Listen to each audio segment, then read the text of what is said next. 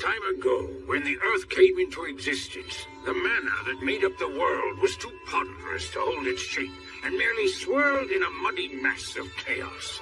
Then the first of the gods appeared and said, "Let there be Earth." The mana solidified, becoming the ground, and the mana overhead thinned and became the sky. Yeah, but Gus, I only asked you how words are related to magic. Just be quiet and listen to me. I'm not even getting paid to teach all this, you know.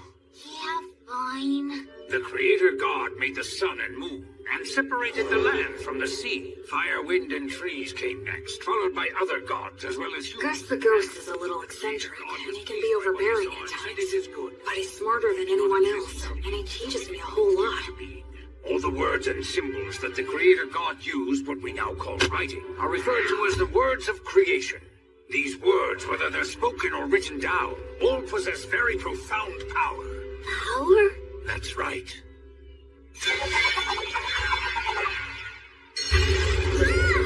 If you write the word Ignis, it defines the existence of fire, and then if you speak the word Erasmus, that is, the word which means erasure, the fire will be extinguished. And that's what magic is. The power of words. Magic.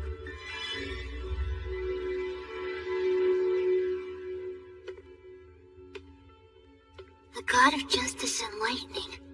Volt. The Earth Mother. Mater. The god of fire and technology. Blaze. The god of wind and commerce. That's Whirl. The goddess of water and greenery. Rhea Sylvia. The god of knowledge and light. Ancient words of magic offered up to the gods. Words of creation. Oh, I get it. Parts of the inscription are scratched out so the word's powers won't activate. Gracefeel.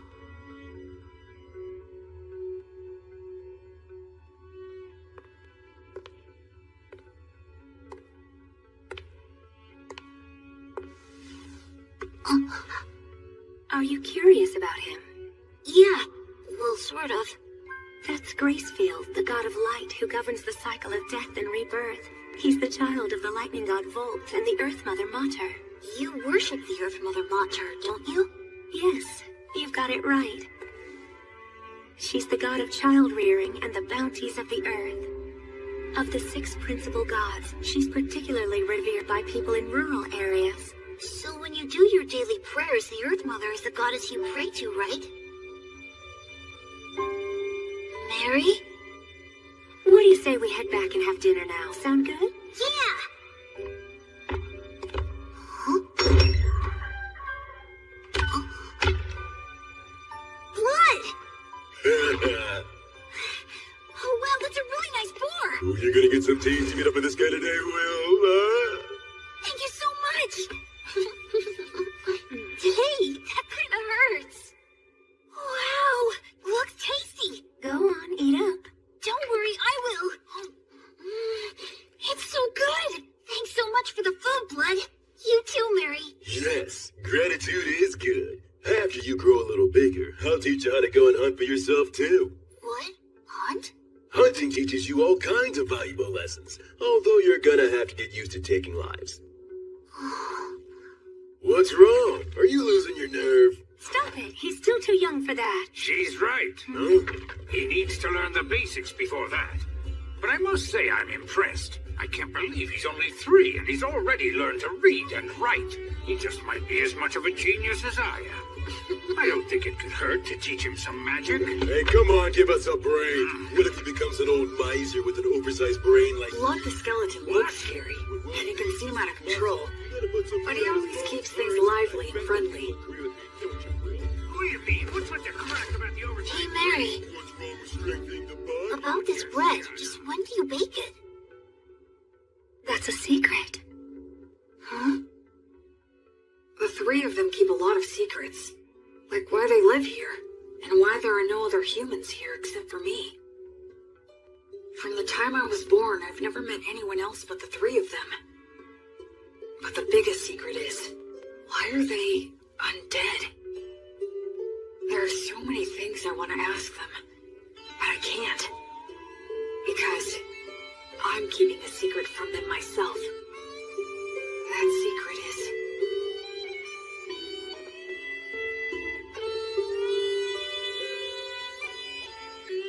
Thanks for dinner. that I'm a human who still has memories of my previous life. My memories are vague and murky, and I can't get them into sharp focus. A ceiling? It's a monster!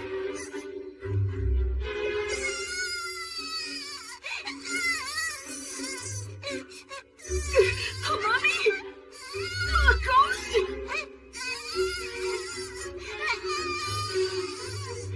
They're gonna kill me!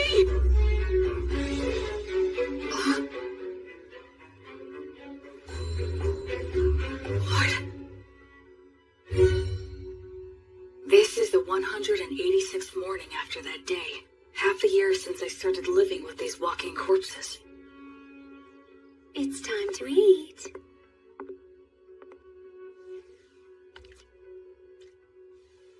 What a good boy you are, Will. Oh, are you feeling full already? I can't speak it very well, but I can generally understand the language that they speak now. Shall we go take a little walk outside today? Outside? I've never been outside before. She smells like incense. I wonder what it's like outside the temple.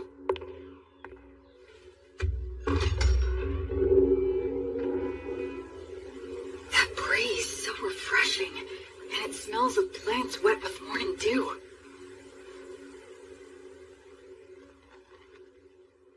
Isn't it beautiful out here, Will? It really is beautiful. There, it's all right. There's nothing to be afraid of. At first, I thought I'd fallen down into hell. After living such a hopelessly vague and empty life, such a punishment would have been a surprise. No, I'm wrong. This is no punishment. It must be the grace of God. I feel like something that I'd wastefully thrown away without a second thought was given back to me once again.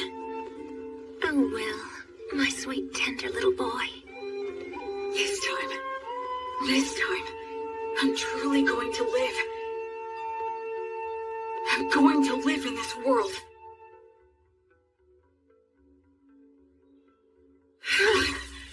I'm finally done. We gotta build your muscle and stamina first. Without the strength to back them up, your skills are useless. But couldn't you say that making up for your lack of strength is a skill? Listen, do you really think you could knock me down? Well, no. With the right skill, you might be able to knock me over, but there will be times when that skill won't work for you. But you can't separate your muscles from your body. The brute force that muscles give you can solve most of your problems in life. Learning skills comes after that. Understand? It seems like muscles are kind of masochistic, huh?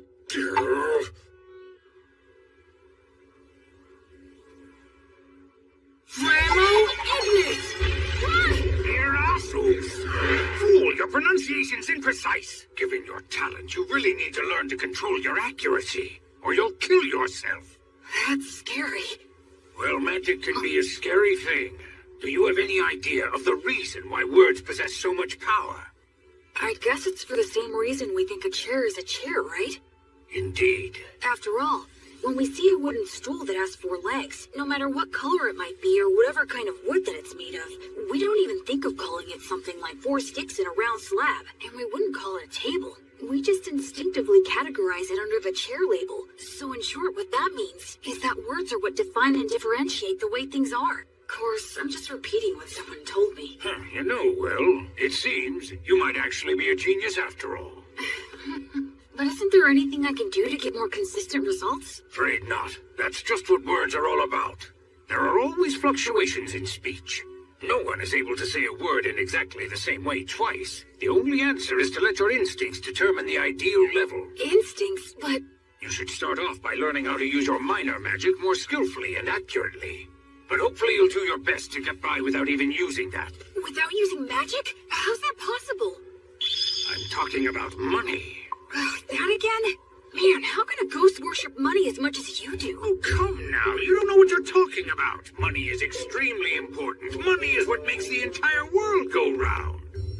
With money, you can solve anything without magic. By tools, hired help, and the ability to make a profit is just as important as magic. Why, oh why, must I have hands that are incapable of holding silver and gold any longer? It isn't fair. I want to fill money and count gold coins with my own hands. Curses!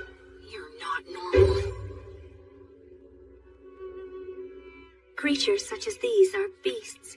Demon beasts are a particular type that are extremely aggressive. Wow, that's... Old Gus has taught you about the myths, hasn't he? The minions of the god of despotism and tyranny, specters and phantoms, and the demons of the god of dimensions who lurks in hell. And the god Stagnate, who commands the undead. People such as the three of us. We used to be human once too. Really? Is that true? Yes. When we all died, we clung to strong emotions that led us to a pact with the god of the undead. So we're considered traitors to the virtuous gods. Mary. I'm sorry for talking about this. It must seem very strange to you. Hey, Mary, tell me something. Do you think I should get stronger? Well, it would certainly put me more at ease if you did.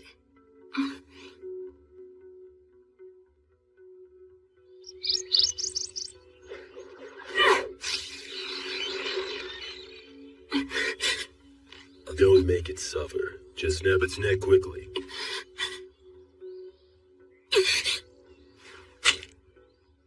Can't get used to it, huh? I don't like killing.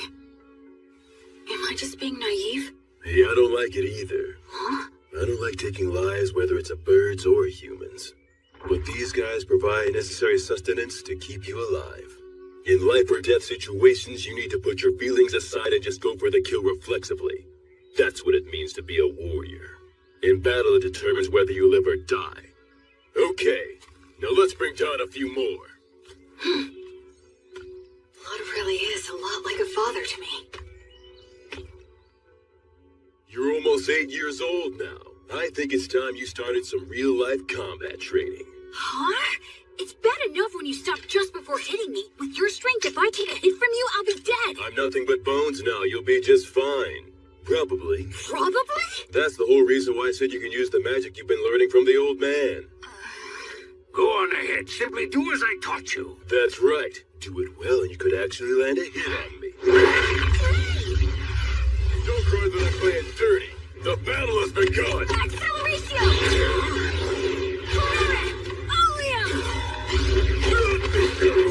Catarrhea radio! Not too shabby.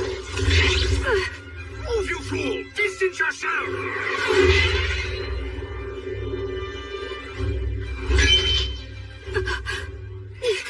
Come on. I told you never to close your eyes during a fight, didn't I?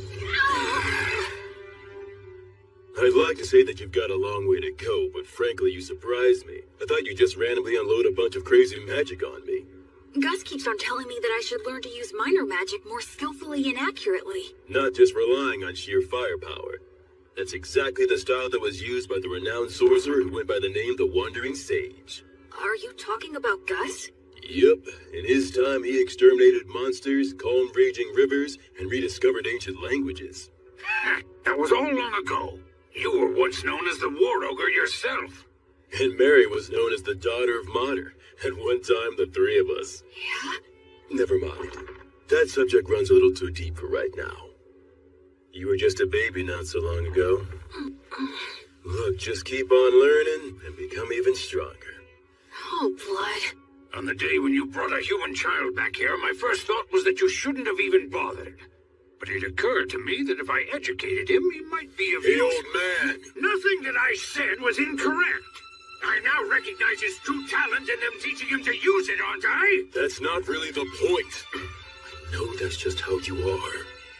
And frankly, I wouldn't expect you to change your ways now. I even think it suits you. But what you said wasn't necessary. Can't you imagine how it feels to hear that? You're right. It was quite thoughtless of me to say that. And I'll be more careful in the future. So I apologize to you, Will. Oh, It's okay. It didn't bother me. I can't believe it. Gus apologizing? Gus? It was rude of me to get all aggressive like that as well. Sorry. You being impolite is nothing new to me. What?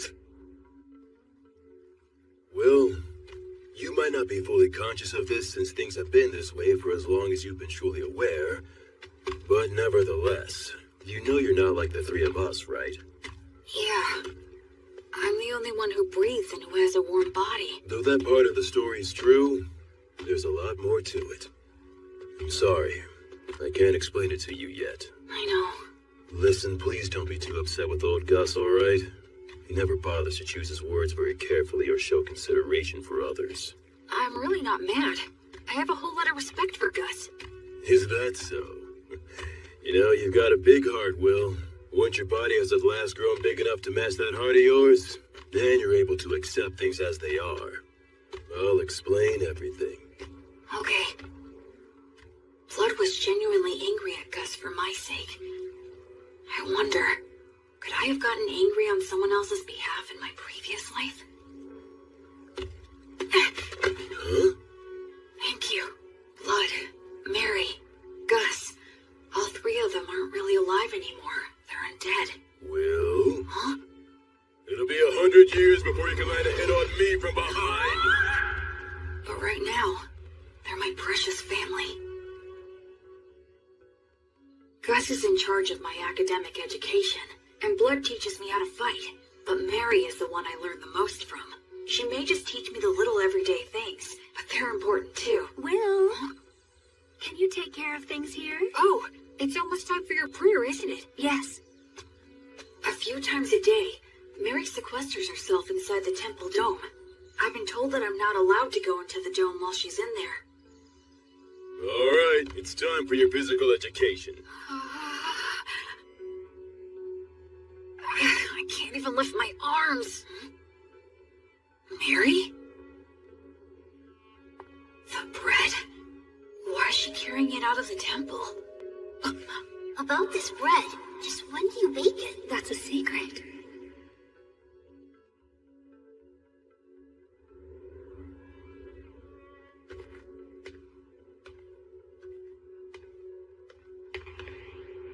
I'm sorry, everyone, but I just have to know. No,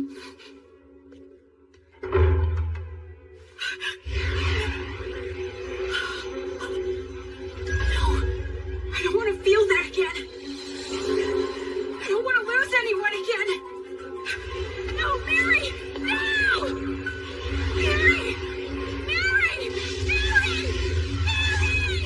Guys! Blood! Guys! Come in here, quick! Help Mary! Help her!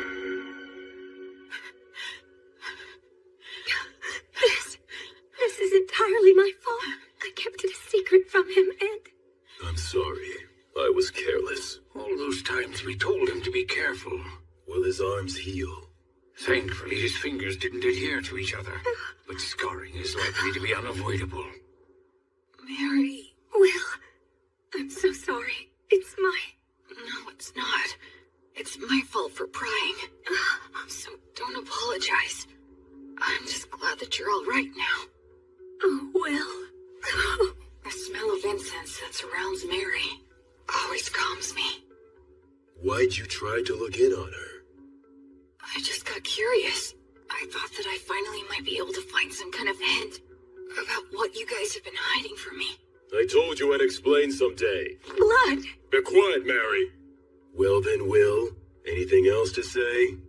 No, I'm sorry. From now on, check with me or Mary before you do anything. Okay. That said, the way you jumped in there to help Mary was impressive. Those scars will be your badge of manhood. Well, I am your student. But all that got you was unnecessarily wounded. Still, out of respect for your lack of fear toward the fire, I'll teach you this. That bread is a gift from the Earth Mother Mater. It's essentially the goddess's divine protection, her blessing. You can call it whatever you like. Then why were you on fire? Because I betrayed her. The fire is simply a consequence that I must suffer. The god of death, Stagnate, with whom I formed a contract, is the enemy of the Earth Mother Mater. In fact, all three of us formed a contract with him, so just coming in contact with her divine presence causes us to burn. That's sad. I don't expect to be forgiven. Why do you still pray to her? Is it just for my sake? Oh no, Will. It's not. I had been praying to the Earth Mother every morning and evening long before I ever met you. That's my daily ritual. Doesn't it hurt? Of course it does. So much that I could cry. Mary. But even though I've betrayed her, and that is her retribution, I must endure the pain. I shall still continue to revere the Earth Mother. Mater never says anything to me, but every single day she blesses me with bread for you. That alone is more than enough of a saving grace for me.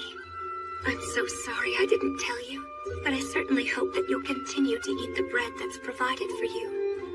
Yes, of course I will. But also, I'd like to ask you a favor. What is it? From now on, I wish you'd let me pray with you. Oh. I just wanted to be able to understand what Mary goes through, even if it's only a little bit.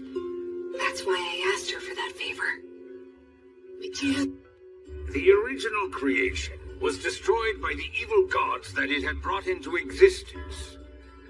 It was then that the infamous Age of War among the gods began. The giant statues in the temple are of the virtuous gods, right? That's exactly what they are, to a human. What does that mean? Among the legends told since ancient times, there is a battle between the lightning god Volt, the king of the gods who governs order and judgment, and his elder brother, the war god Iltreat. The elder brother had the advantage in the beginning, but Volt, with the divine protection of his wife, the Earth Mother Mater, banished the war god to the depths of the earth. The war god continues to lurk within the earth today, vigilantly plotting his revenge. There are other similar stories, but all of them take the same general shape. Now, what are your thoughts? Isn't that story just a fable? You think? Ruling in this world starts with violence and despotism, but eventually, agriculture starts to thrive, and law and order begin to reach everyone. But over time, that can also lead to violent overthrows, or something like that. I see. You are very sharp indeed. Volt, the god of order and judgment, is a virtuous god. The war god, on the other hand, is considered an evil god. But if that order becomes corrupt, Volt could become an evil god, and by defeating that corruption, Iltreat could become a virtuous god. In short, the concept of virtuous gods and evil gods is ultimately a distinction applied by those who place their faith in them. I suppose the priests would not be pleased with me for saying so, however. Naturally, you must not speak of this to Mary. I won't, don't worry. Besides, the gods normally think about things based on different standards than ours. It's impossible for one with a human sense of good and evil to gauge their true intentions. Hey, you know what, Gus? You're pretty rock and roll. What on earth does that mean? Like, you don't fit in any mold, you know? Children truly make up some bizarre words sometimes, but I do like the sound of that. Becoming free from obstructive thoughts doesn't mean about nothing. You just block out the past and future and focus only on the present. I need to offer up my current insignificant self to the gods. And then dive in deep, as far as I can.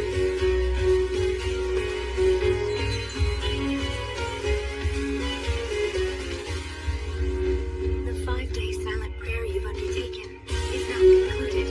You did very well. I've done nothing but pray continuously for the past 5 days. Do you feel all right physically, Will? Yeah, I'm fine.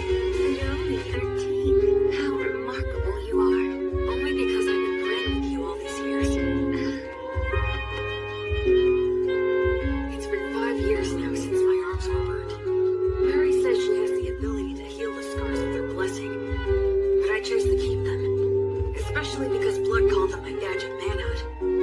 I'll prepare all of your favorite foods for dinner tonight. All right! Memorize all of this by tomorrow. Huh? Gus's lessons became more difficult. There was a lot more to keep track of, but I persisted and stuck to it for all I was worth. And then his lessons became even more intensive. It was as if he wanted me to get so fed up that I'd quit. Still, Mary and Gus were nothing when compared to... Okay now, let's move on to our main event of the day. What is that? This guy is your opponent. I got him in the woods. That's not what I meant. What's the problem? It's just a low-ranked demon corpse. Demons can become undead too? Okay, go. Wait a...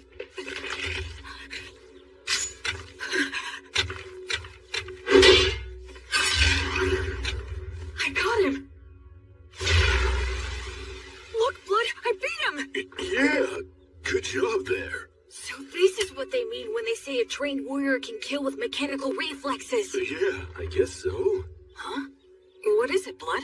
Well, for your first killing match, that wasn't too bad. Hear me? I said it wasn't all that bad, so don't get a big head. Oh, is that what you meant? Well, I'm more or less a genius, wouldn't you agree? This kid just might be a genius. Come on, aren't you gonna chew me out for that? Okay. How about we speed things up now and try something harder, genius?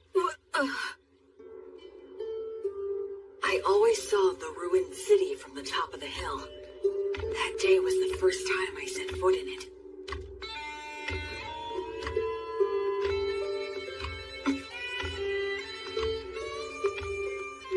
I didn't know there were passages like this underground. Yes, humans and dwarves used to inhabit this place. Their blacksmith helped me out a lot. But now it's solely a danger zone that's filled with mindless wandering undead. That's why we never allowed you to enter here before. This spot should be good. You've got your stuff with you, right? Yeah. The shield, sword, jerky, bread, and water skin. Those things will be everything to you. Okay? Now escape from here. Huh? I'll be waiting for you outside. Don't you die now. Wait a minute, Blood! He can't be serious! Roman! Blood? The exit is this way, right? But what was it that Blood just said a minute ago? This place is... Of course.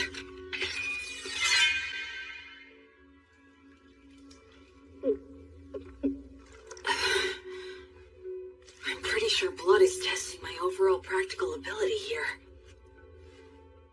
I didn't know being alone could make me feel so empty and anxious. I had forgotten about that fact, even though I'd spent all of my previous life alone.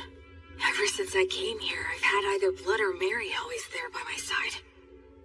In this world, people reach adulthood at 15, so I'll be striking out on my own soon. That's probably part of why all of their lessons have gotten so much harder. If that's the case, I want to get the best results I can. I want them to boast that I was a pupil worth teaching and that they're proud of me.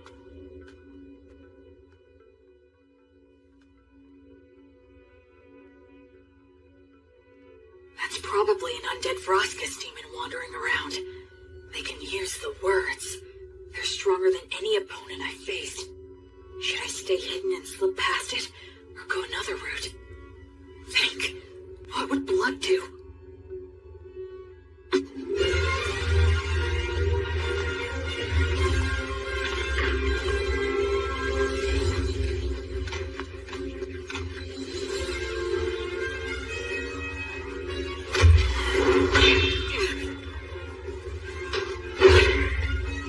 It's strong, but not as strong as Blood.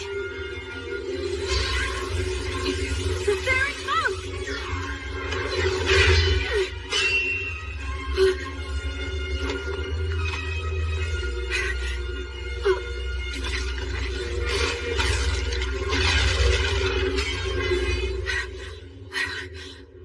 Oh no, this is not the place to be stuck without a weapon.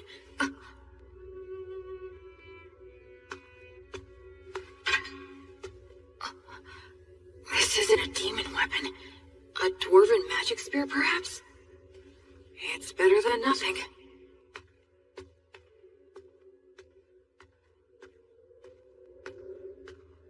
I can feel a bit draft in here. Maybe I'm near the exit. I wonder how long this place has been deserted. It sounded like Blood knew it while it was populated. Does that mean that the three of them became undead around the same time, then? From the level of degradation, it's been more than just a decade or two. I already know there are no humans living anywhere near here. I wonder where my birth parents are, and what they were like. And I wonder, why am I in these ruins? My real parents.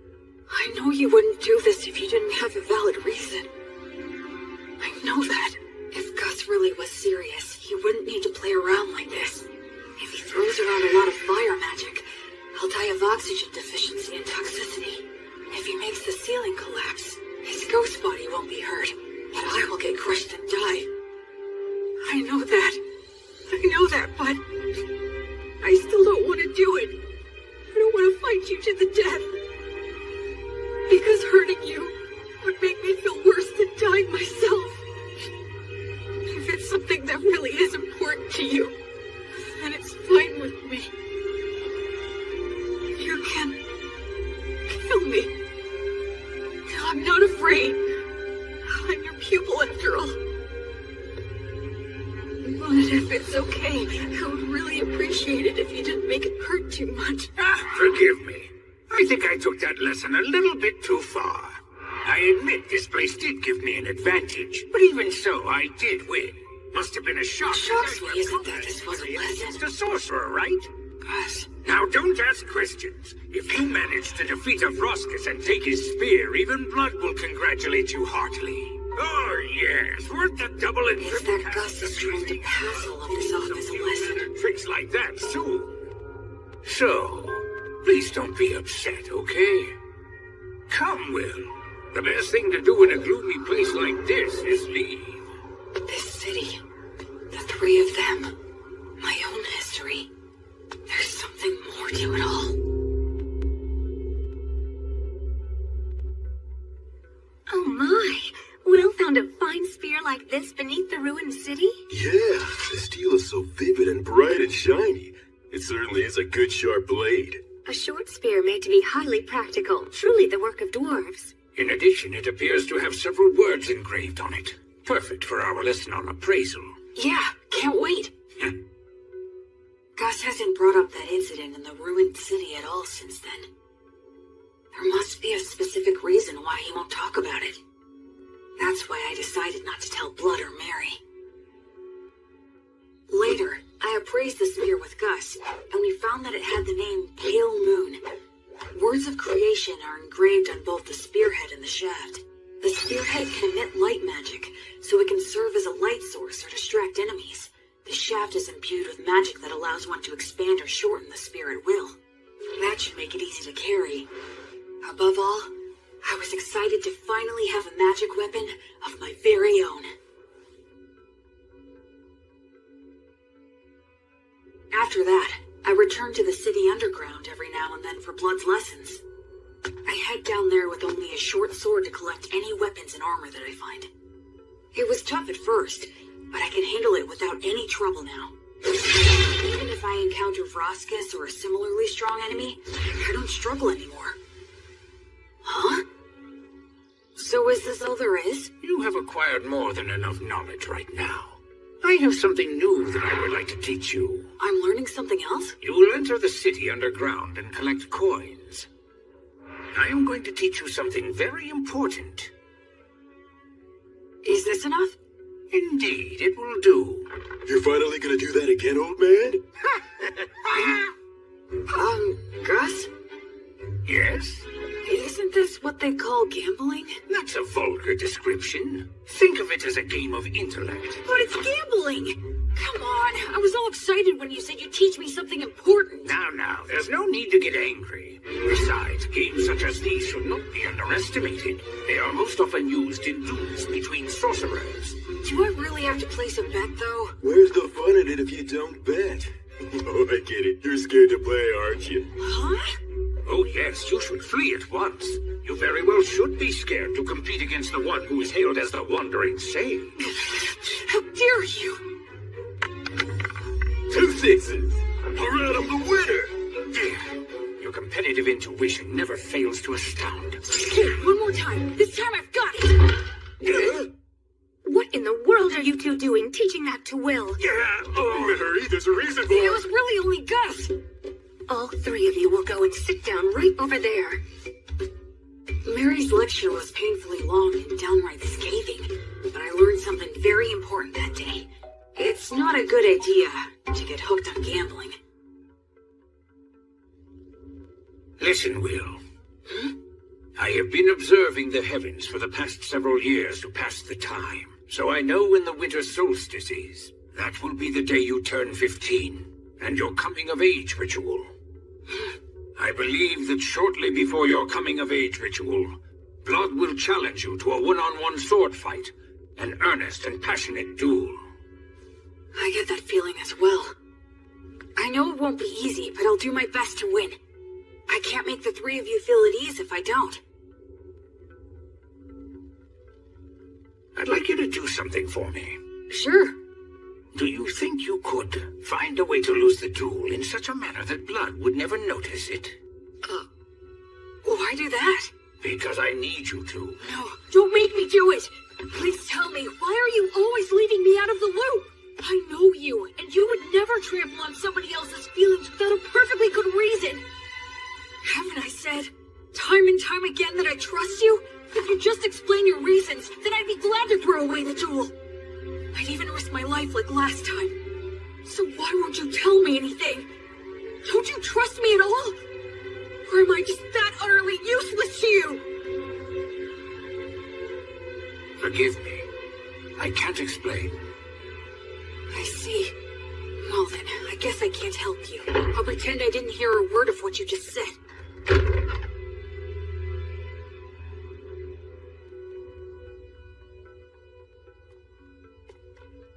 In your coming-of-age ritual, you will need to swear an oath to one of the gods and decide which one will be your guardian deity.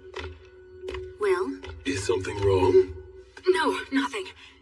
Anyway, which of the gods do you recommend? The one that is the most widely followed is the god of justice and order, the lightning god, Volt. But you worship the Earth Mother Mater. Blood worships Blaze, the god of fire and smithing. And Gus worships the wind god, Whirl, right? That's right, and what you swear to them is very important. I swore to Blaze that I would train every day and try to grow stronger.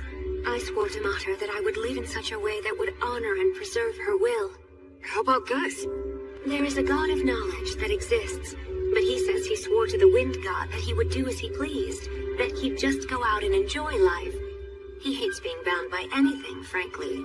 I wonder if he really is enjoying his life. Sometimes being very smart can also make you rather transparent. I'd say that goes for both you and Gus. When you swear an oath to a god, that earns you some divine protection, correct? Yeah, the stronger your vow, the easier it is to earn it. But they also say that you will be destined to experience many hardships in exchange. So don't swear your oath hastily in the heat of the moment. As they say, either you become a hero, or you die. An oath, huh?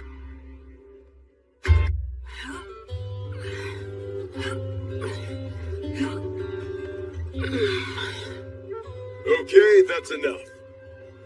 You've gotten a lot stronger. So what are we gonna do today? Can we spar? Nope, today is all about this. What is it? Here you go. Take a sniff. Why do you have this? I thought we could drink it together. I made it myself by mixing honey in with some forest grape juice. And that honey wasn't exactly easy to get, you know? Is there something wrong? No, just come winter solstice, you'll be an adult. And a man's gotta get used to this stuff. But won't Mary be mad about this? Not if we keep it a secret. In fact, it'll only be between us men. Okay, let's drink. All right, here you go. Cheers. Whoa, nice! That's delicious! Even better, I get to drink it with you. Yeah, it's good. Okay, let's test your courage. Test my courage? We're gonna take a little peek at Mary while she's changing. Won't we get in trouble? Say what? Come on, follow me. The hallway's spinning. Hey, you okay? I'm fine, I'm fine.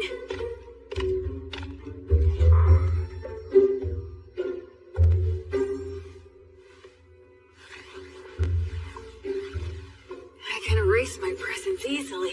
This'll be a piece of cake. Wait, you idiot! Who goes there? Oh, crap! Blood. What's the meaning of... Oh, you really stink. My goodness, what did you make Will drink? Oh, well, it No, was just... we were just gonna have a little peek while you changed. What? I What do you told them think you're that should doing, be- you idiot?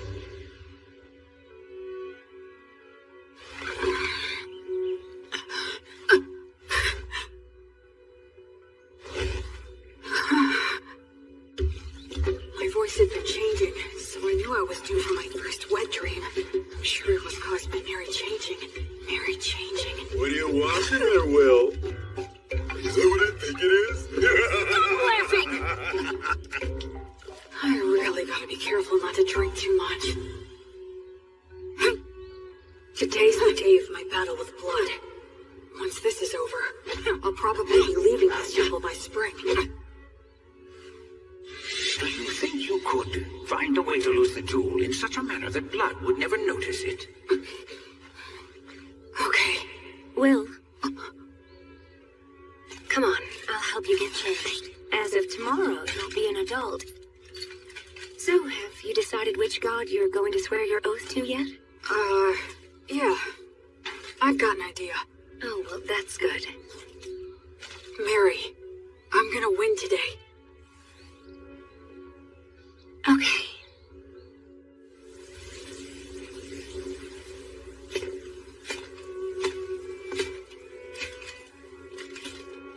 Where's Gus? Hiya, Will. Ready to do this?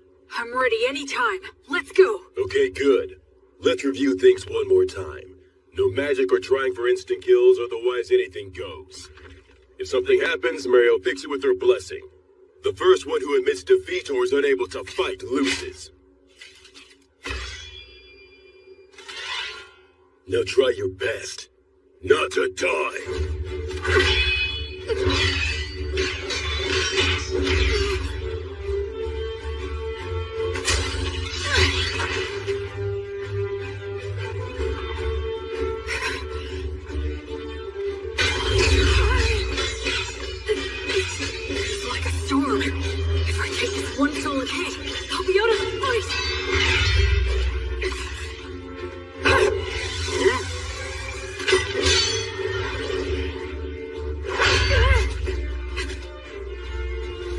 Thought you could get in close, didn't you?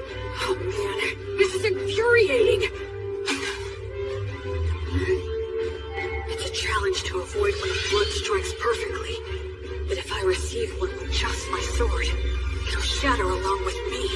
So how do I survive his strike and get into the gap between us? There's only one answer. Here it comes!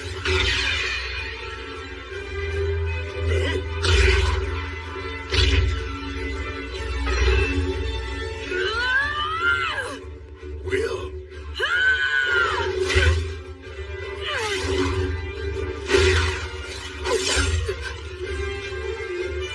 He's holding my sword between his ribs. That's actually pretty good. I concede. Yep. And having no muscles really is a disadvantage.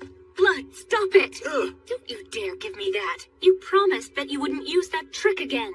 Not sure what you're talking about. The one where you use your ribs to trap an opponent's weapon? Yeah, but I don't have any organs or anything now, so... What? He did that when he was alive? Absolutely he did. Can you believe such a crazy thing? Well, my opponent at the time was really quick, and he was about to stab you, so I just... You didn't just anything.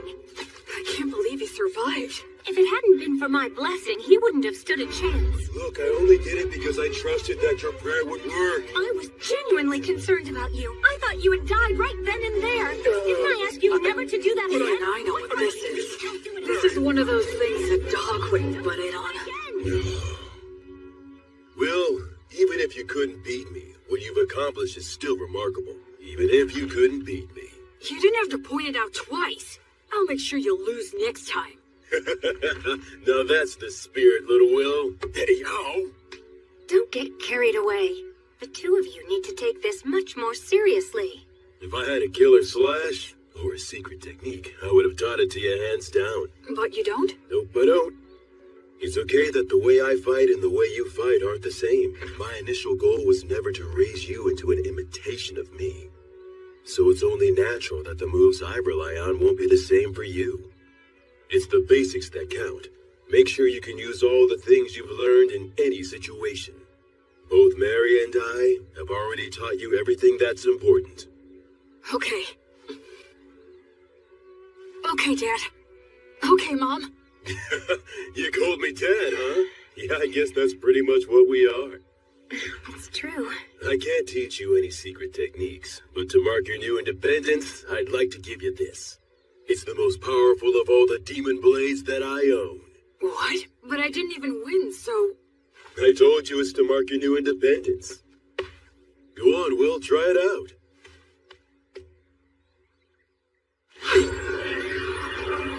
It's called Overeater, and it ranks at the very highest level of demon blades. It can even cut down one of the god's echoes, so long as it can reach them. The words engraved on it are too hard to understand, but I can sum up its effects. If a living being is cut with this blade, its wielder can recover life force with each cut. Huh? Recover their life force? Uh-huh. As in, you can swing it around without even thinking about it and still be the last man who's standing. You're a smart kid, so I'm sure you understand this. But don't overuse it. It makes its wielder feel a whole lot stronger than they actually are, but it's not the type of demon blade that benefits one's spirit. The more you use it, the more you need it until you are so weak there's nothing left. And the life and death cycle starts again. That's part of what makes it a demon blade. Anyway, I've said a lot, but I'm sure you'll be fine. Both seem to have faith that I can maintain the ability to use this sword properly. But am I really someone who is worthy of their faith? Well, if I'm gonna give you a demon blade, I guess I gotta tell you about its history, too. And of course, I'll tell you what you've wanted to know all along. What? He's talking about what I've wondered all these years. You are a grown-up now, after all. I promised I'd tell you once you grew up. Your mind and body have become plenty big enough by now. Listen up. It's the tale of the king among demon kings who tried to conquer this continent. He's the one known as the High King of the Eternals. It's also the tale of the defeat and death of many heroes, including our own. It's the tale that explains the reason that you grew up here. The undying blade fiend, the king among kings, the purest evil, the inexhaustible darkness, the rider of war storms, all names for the High King of the Eternals. Approximately 200 years ago, all of the demon kings led a great uprising. An army of countless demons invaded our precious continent of Southmark. All the continents were crawling with demon kings, generals. They were the kinds of demons you really don't want to see showing up anywhere. Demons were here?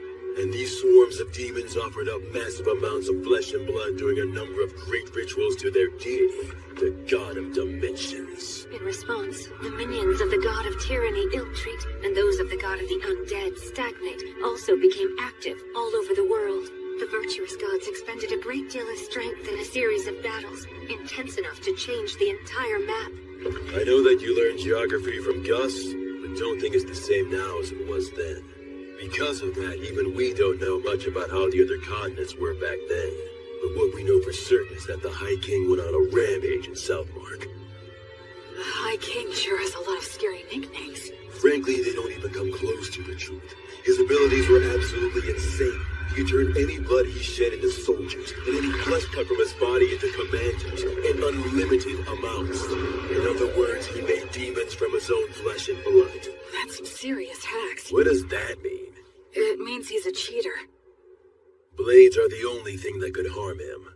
Using arrows and magic wouldn't even leave a mark.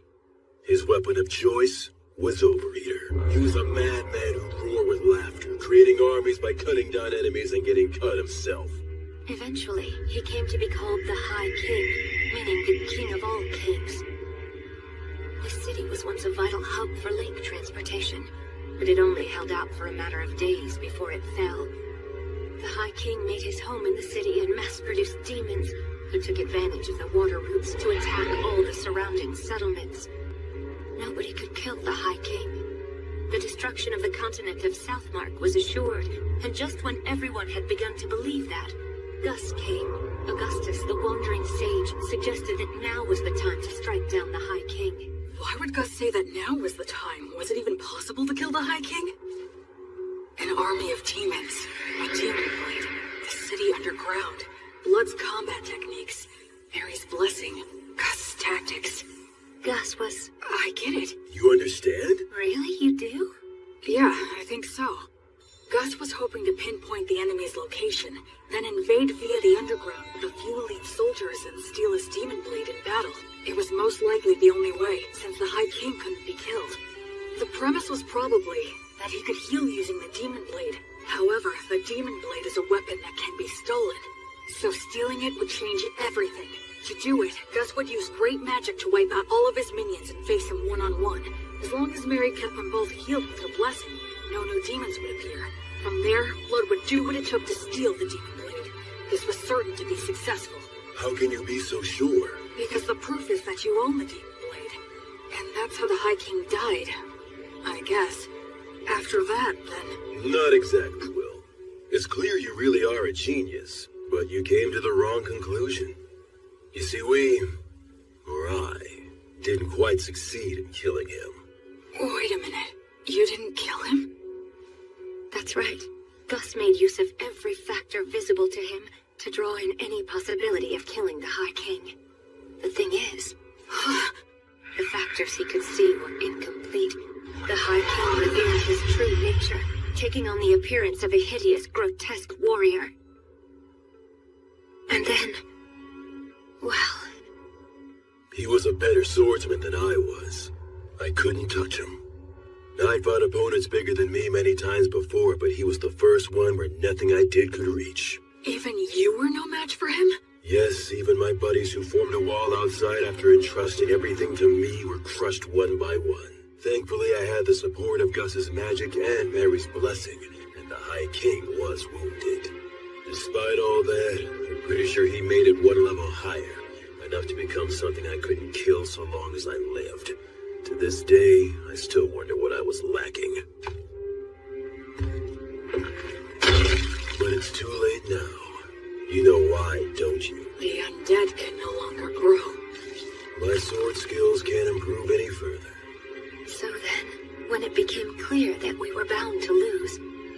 I decided we had to place a seal on the High King. We couldn't kill him, but we could do that. So you mean they completely gave up on Blood's chance of winning altogether? Thankfully, the technique worked, and the High King was sealed deep beneath this land. In other words, unfortunately, in the very end, we couldn't fully believe in Blood. And then... Mary? And then an echo of Stagnate descended down on us. What? But an echo is a body double of a god, isn't it? So then what? The evil gods act individually, each following their own principles. They'll cooperate if it's in all parties' best interests, but the opposite is also true. I guess that Stagnate wasn't too happy with any of it. The High King was a monster that could slay a god's echo using Overeater. He thought it would be better for him if the High King was sealed, so that's the reason he offered us a deal. You three are exceptionally gifted, so become undead and fight on my side, he said. But that is... If we agreed, he would get rid of the demons in this city, and after that, we could just watch over the seal as we pleased in our immortal bodies. Stagnate couldn't bear to watch the tragedies of life and death, so he hoped to create an eternally stagnant world with no more tragedies by turning as many exceptional souls as he possibly could into the undead. And we had caught Stagnate's eye. Isn't it more accurate to say he set his eyes on us? He told us to choose, but there was no choice for us to make. We willingly accepted his hand. Since my flesh was all cut up, I became a skeleton. Mary was burned by Martyr's flame, so she became a mummy. And perhaps because he had no attachment to his aged body, Gus became a ghost. Mary did tell me once. Because I betrayed her, the fire is simply a consequence that I must suffer. The god of the undead then cleared out the entire city. His power turned the lower-ranking demons undead. It's something that should not even be possible. And the undead demons still roam the city to this very day. And so that's how we became the guardians of the High King's seal, as the highest-ranking undead. In the years since then, we've buried our former allies, and Gus set up a security net that uses magic, allowing us to continue protecting our treasured city. There was nothing left for us to do. You can see that we are bound to the city by our contract. We can't even learn what goes on outside. The three of us began talking about the possibility that humanity had already died out. And then you came along. Or speaking more accurately, it was the demons who brought you here. Oh. So then, I was meant to be a sacrifice to break the High King's seal. No wonder you couldn't tell me before. You couldn't bring yourselves to do it. Yes, as crude as he is, even Blood was careful about that. I can't believe you just called me crude. After the demons were defeated, we argued with Gus a little bit over what we should do with you. Argued? Gus made it known he was against it, but Blood and I decided to go ahead and raise you anyway. That's why Gus said that. On the day when you brought a human child back here, my first thought was that you shouldn't have even bothered. The fact that the demons were able to bring you here means that there must be a place outside that's inhabited by humans relatively close by. I'm sure you're imagining that the situation outside looks pretty grim right now, but if that's the case, you simply need to build the strength to bust through it, just like you already have been doing. So that's the story of why I'm here right now, huh? I'm about to head into a nation of people who survived the Great Uprising. I'll take with me the strength that the three of them gave me. One day, I'll come back to this city. I'll bring my family and friends and introduce them. I could even rebuild this city. I know that one day... Well, be happy, and don't forget to pray so you can do good. Huh? You were the best people I could have asked for. Even in today's test in terms of substance, you bested me. You clever, precocious son of mine. I sure love you. Keep getting strong. In no time at all, we became a real family. You made me so happy. Will, my sweet boy, your mother loves you very much. Wait a minute, why are you talking like this is our last goodbye?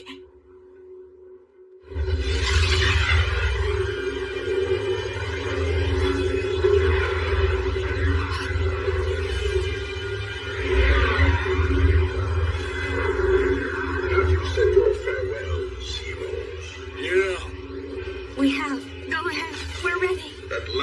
have lost your attachment. In accordance with our contract, place your souls in my hands right now. I can't do anything. I can't move. Why? Please move.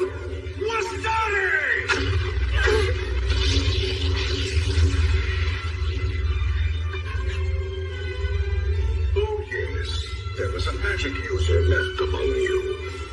Will, take Blood and Mary and get out of here. Don't you worry. I am determined to stop him. Ligatur nodus obligatio! That's a huge amount of mana. You know all, Sage, and still you cannot resist. Conciliat Significator! You retaliated so fast. Forstare! Aligatur daeco! Pulsat fine! A triple cast? That's the ultimate magic. Normally cast by several people together. And reduce all to nothing. Aupernum tabernas! Regumque tures! Damnatio memoriae! Curse, Sage.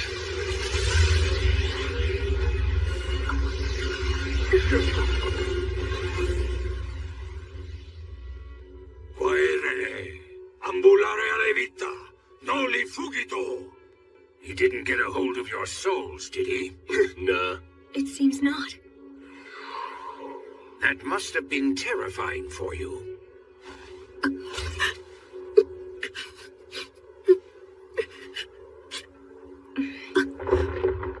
Sorry about that. It turned out exactly the way you were thinking it would. I was hoping that we could hold out until Will was ready to leave. Yes, but the two of you made your decision. Now, I'm not so unreasonable that I would demean the intentions behind your choice. I'm just happy that it all worked out in the end, so...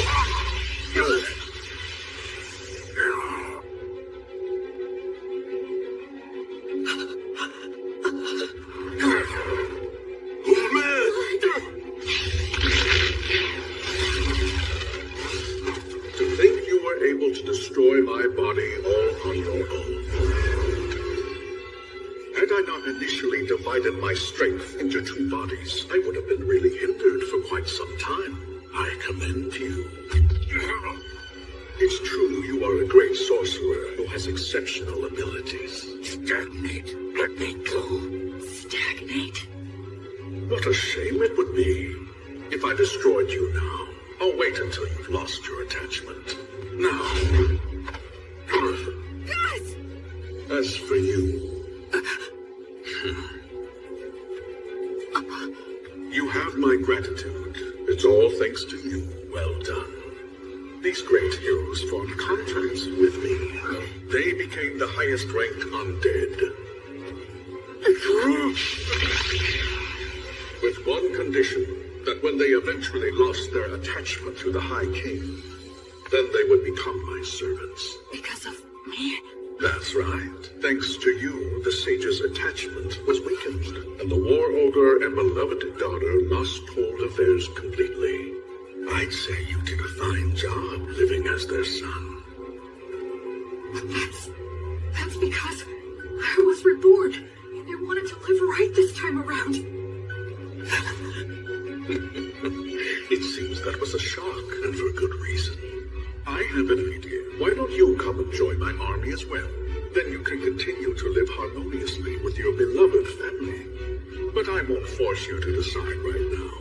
Tomorrow's the winter solstice, on that loathsome day when the sun is at its very weakest. I will seek out your answer in the evening.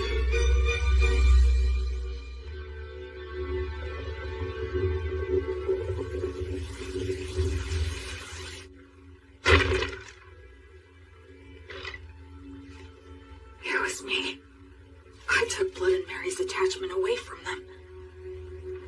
When Gus was against raising me as a baby, when he taught me excessive amounts of knowledge, when he tried to kill me, when he asked me to lose on purpose, it was all to stop the two of them from losing their attachment to the High King.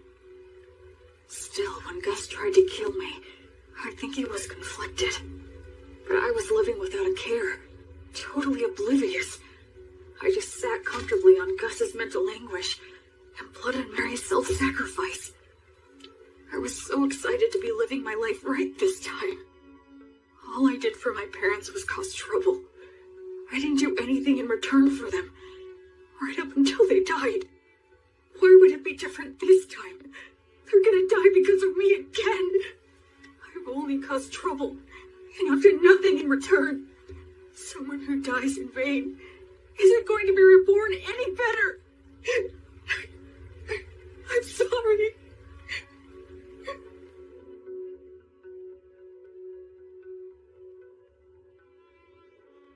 Hey! Damn, your face is a wreck, boy. My goodness, it is. Get up, Will. You shouldn't sleep on the floor in the middle of winter. I'm so sorry. Don't be, Will. We all end up paying off our debt for the dumb stuff we did a long time ago. Though it was old Gus who knocked the debt collector into orbit, blowing up his contract and failing miserably. A contract that's forced on someone by extorting their weakness is no contract at all. He deserved to be knocked into orbit. I've got to admit that it was rather exhilarating to see Stagnate's pale face slowly being erased. Well, you took one of them down. Perhaps the strength of all three of us could take the other one down. Now that's the spirit. By all means, that sounds like a great plan. They're faking it. Well, would you look at that? It seems that you're all grown up now, Will. Get out of here already. You'll just have to be content with the idea that your farewell gift is everything that we've taught you so far. I'm sure you'll be just fine, Will. Absolutely. Those are my thoughts as well. You're wrong. You're all wrong. I'm not who the three of you think I am. Talk to us, Will. I have these memories of a past life. I was a totally worthless person. So when I was reborn, I thought that this time I could live my life right. But I made you three suffer without ever knowing it. Even in my past life when my parents died, I have no idea how I felt.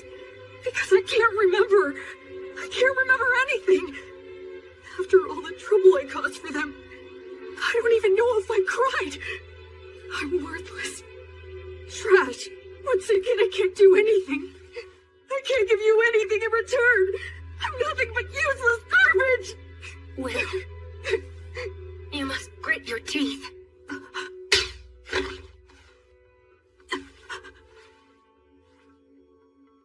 Mary.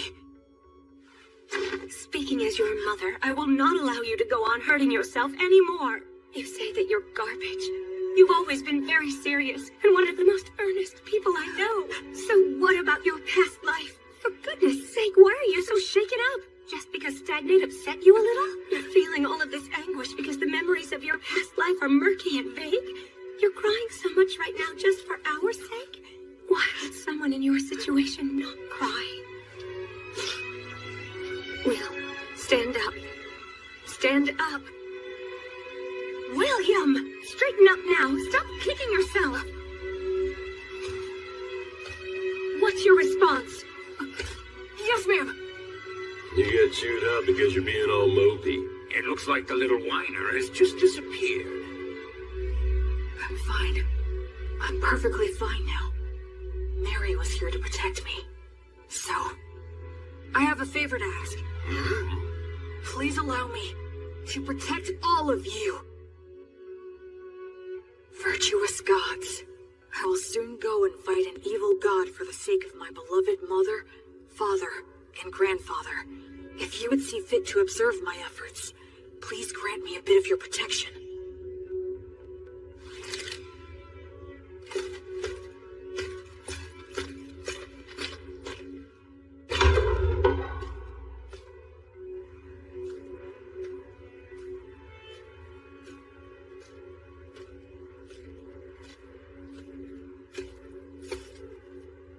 So, have you made up your mind? Yes, I have, Stagnate.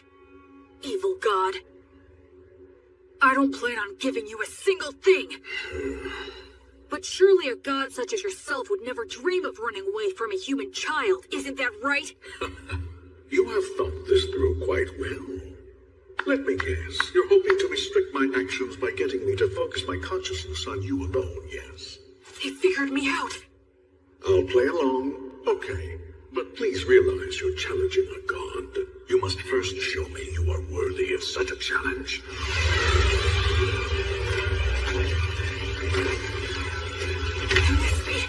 Those three said when they became guardians of the field, they buried all their allies who had been sacrificed. But where? It's obvious. Right here. I am the god of the undead. Undead gods stagnate. I lead an army of undead soldiers. Yeah? So what if you are? Then I'll just take them all on!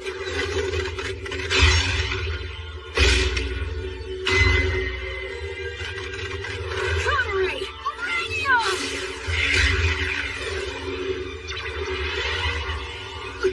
Acceleratio!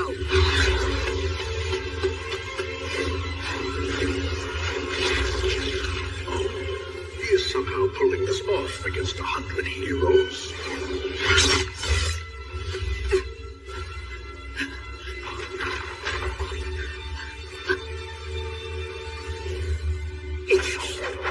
Hold!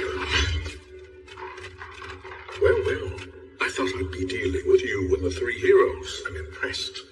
Tell me, young man, what is your name? I'm Will. I see.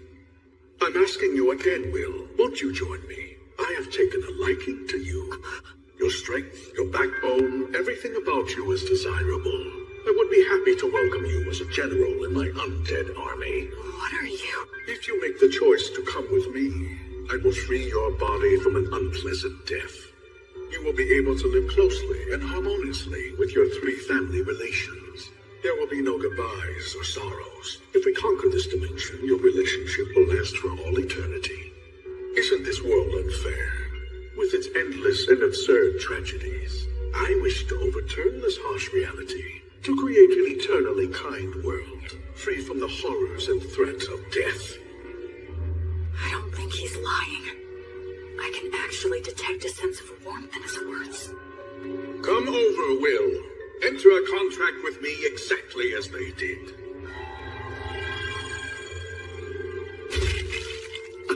Now, drink my blood. By doing so, you can bid farewell to death.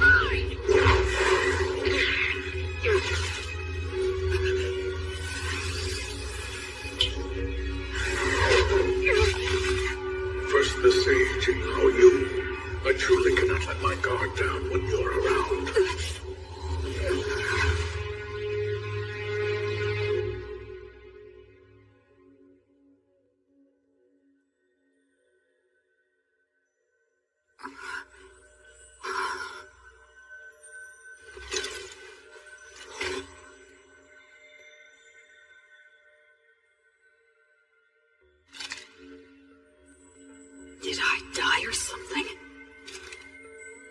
This place feels very familiar, as if I've walked through here before.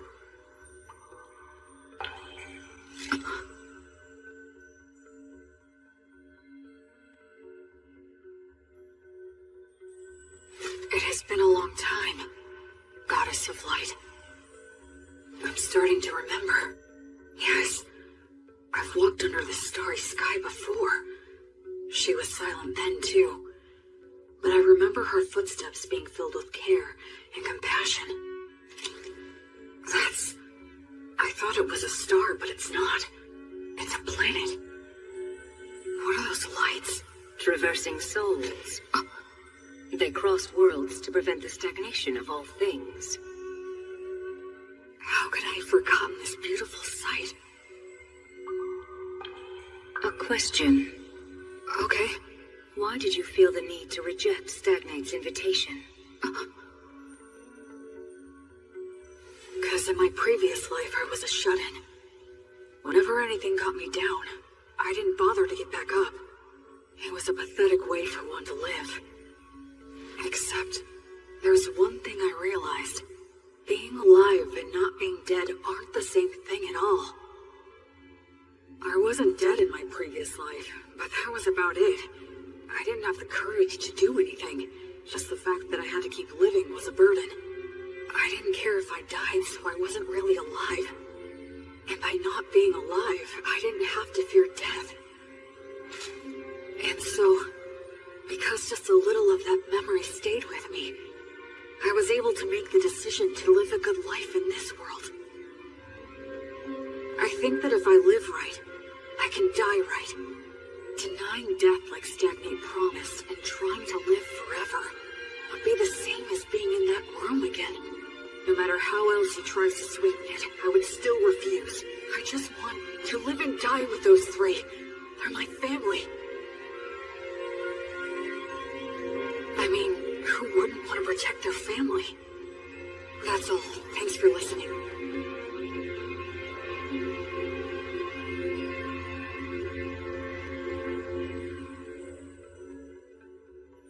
You are William, child of blood and Mary, a soul who has crossed worlds. Yes.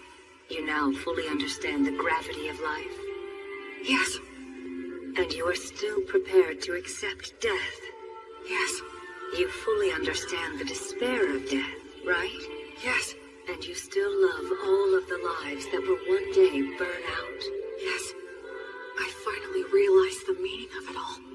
Thanks to your grace.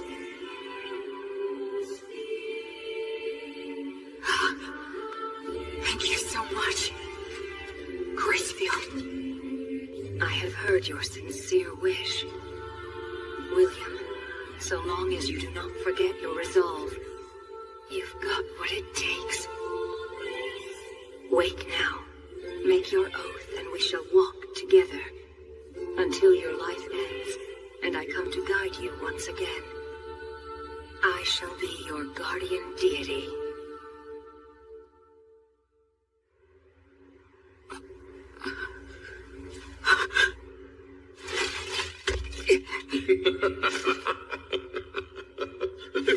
Goddess of the cycle of death and rebirth, Gracefield, please walk by my side. Citing a blessing. What do you hope to get done with that? Such a vague technique is no match for my blood coursing through your... He has a stigma. This is the badge I earned when I learned Mary's prayer. My arms burned by divine fire. Now that I can see your body more closely, how many holy communions have you taken? Every day, Mary prayed to Mater for food to sustain me. Mary's daily prayers, her unyielding heart, will not bend to you. And I swear to you, my God. Yeah, the stronger your vow, the easier it is to earn it. But they also say that you will be destined to experience many hardships in exchange. I will offer up my life to you. I will be like your sword to banish evil, and like your hands to save the suffering. I swear it on the flame of Gracefield! You earned the protection of Gracefield? What a shame. A crying shame. I had so hoped that you would be joining my ranks. But since you have been taken in my will, I have no choice. God of the undead Stagnate, I will defeat you and fulfill my oath! Unseasoned hero, die with your resolve on death. Kill him! It's okay. I know exactly what I need to do.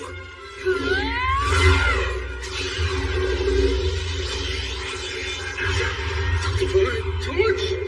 Gracefield's divine protection grants peace and guidance to the souls of the dead.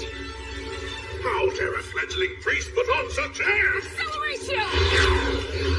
War started!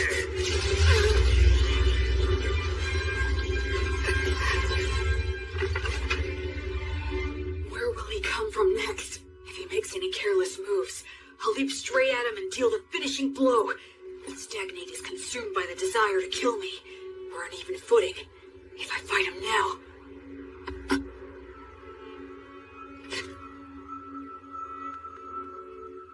Was that some kind of warning? What about?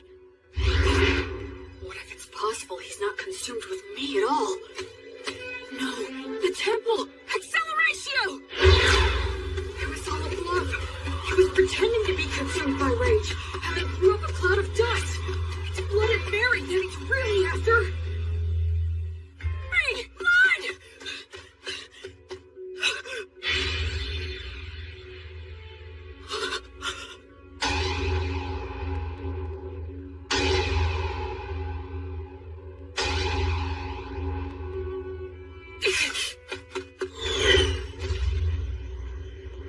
It's no use. I won't get to him in time.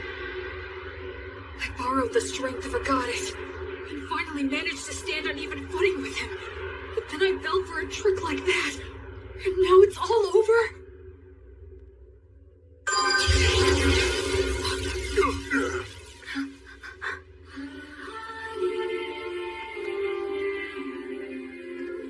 I don't remember seeing her before, but I guess...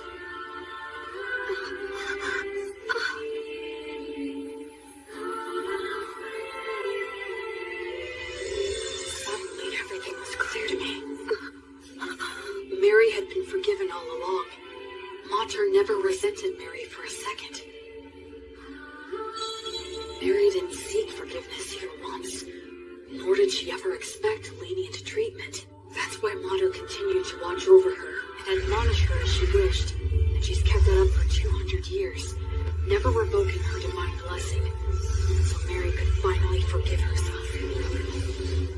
What mother wouldn't protect a daughter in danger, who's devoted her life to worshiping her? The Earth Mother Mater that Mary reveres is truly a great goddess.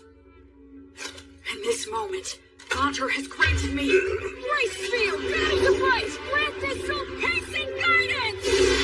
The divine torch guides souls into the cycle of death and rebirth, but it still can't completely defeat stagnate. So what I need to do is... That's right. Since these two are resisting, the divine torch will guide them back to that cycle, which means I have to protect them! Delay the cycle! Flummox the guidance! And in the moment when he erases my technique...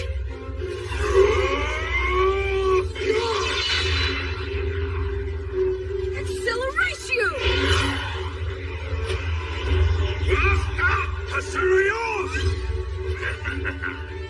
You should start off by learning how to use your minor magic more skillfully and accurately. An accelerating strike like that is far more versatile than some magic that would erase his existence!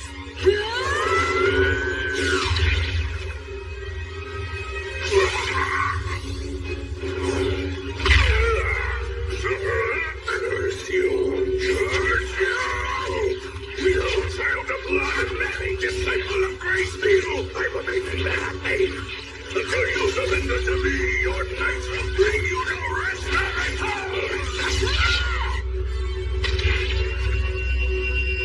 That's the kind of thing a third-rate villain would say. God.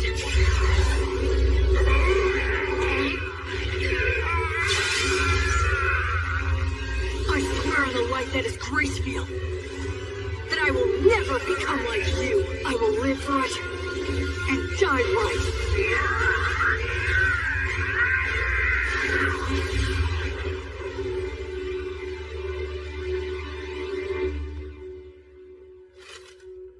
Quietity, ambulare alivita, noli fugito, etium sigillum.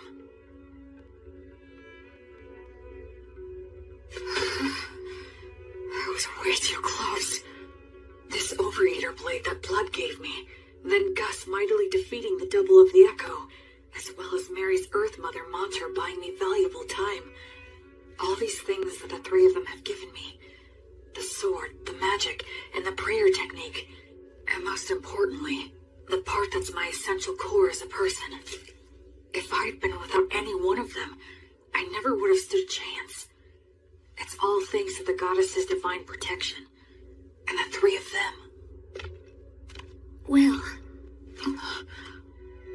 so glad. You're all right. Mary. No. You did great. Thanks, Blood. You might not share bloodlines, but you're still the child of Marian blood. It's only natural you could accomplish this. Yeah, I did it. I did it.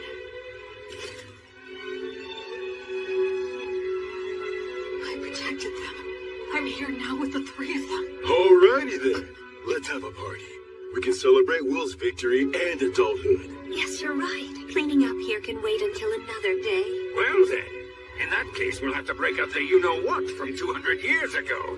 You mean that good stuff from the dwarfs? How long you been hiding that stuff, old Gus? Well, it seemed like a waste to let a child drink it. Is it good? Can I have some? Even I would drink it if I had a corporal body. You can fake it, can't you, old man? We're celebrating. Yeah, drink with us, Gus. Come on. Will, Huh? you must be careful not to drink too much. If you repeat what happened last time, I won't show mercy again. Yes, ma'am. The same for you, Blood. Of course. What on earth are you doing? Anyway, this old man will go and get it. I guess we should go too. Yeah. Huh? Mary and Blood. I guess we can't after all, huh? It certainly seems that way, but that's how it goes. We lost our attachment, denied selling our souls to the god of the undead, and insisted we wanted to remain undead. We knew this could never last. Yeah, that's for sure. I wish we could be spared just one night, but I guess that ain't happening. To be honest, Graceville has been exceedingly easy on us. Under normal circumstances, we might have vanished instantly. What are you two talking about? Listen here, Will. This is the end for Mary and me. You're joking, right? We're supposed to be celebrating. Don't be mean. Oh, Will. You're a very clever boy, and I'm sure you understand. Sorry about this. We're really sorry. Can't anything be done? I'm afraid not. Even if something could be done, we mustn't do it. It's like you said, you gotta live right, and then you can die right. We got lost for a couple of centuries, but one could just call that a detour. Besides, parents should always precede their children in death. This concept is one of the fundamental laws of nature. Yeah, you're right. I guess so. But just this once, I'm gonna say something I'm not supposed to. I don't want to see the two of you die because I can't bear the thought of living without you. I want to see both of you again when I can make it back here someday. I want to duel with Blood, beat him, and have him beat me. I want to say silly things to each other. I want to do chores with Mary and hear her say that I've gotten better.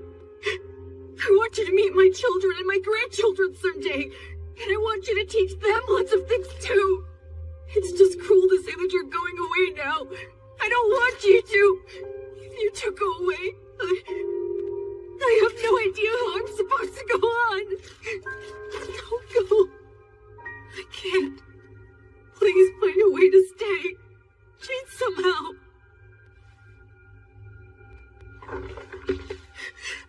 Hey, there's no need to be selfish now. Blood is right, Will. Be reasonable.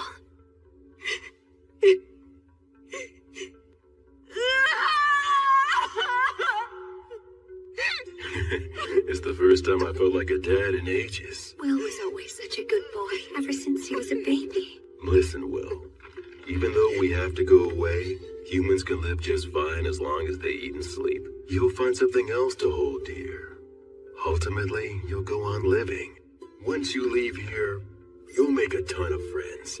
Go out and bag yourself 2 or 3 pretty girls. You'll have all kinds of fun. Blood! Don't encourage him to be disingenuous. Now, Will, you must be sincere both in love and marriage. Because you swore to the goddess of light, as well as the fact you killed a god, the path you'll walk is sure to be filled with a lot of troubles. No doubt you will experience setbacks and be a target for unjustified criticism. You may be betrayed by people you help. Your good deeds may be forgotten. You may lose all that you had gained, and you may end up with nothing but enemies. Even so, love others unconditionally. Always do good things. Do not fear loss. Forgive all sins. Build, don't destroy. Offer hope in despair. And be a source of joy for others in sad times. Most importantly, do all you can to protect the weak from any form of violence. Just like you did for us when you challenged the undead god for our sake. Okay. Oh, dear Will. My William. You'll always be our sweet child. May the divine protection of the spirits of courage and the virtuous gods be with you forever. Listen, move forward with faith in the results you'll achieve. Once a person makes up their mind, they can do anything. You might get lost in your own thoughts sometimes, but don't get so stressed that you freeze in place. I engraved the images of them and the words they said into my heart right then and there. I will never forget them. Just like the light of the goddess, I know they will always be there to light my path. Ahem. Did I get here a bit too soon?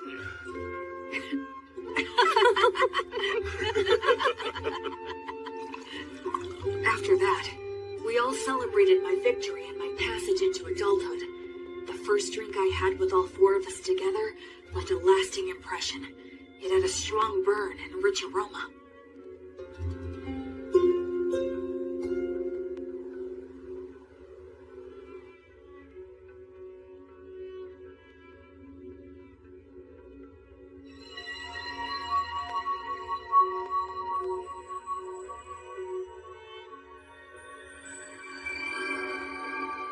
That day, the holy light guided my parents back into the cycle of death and rebirth.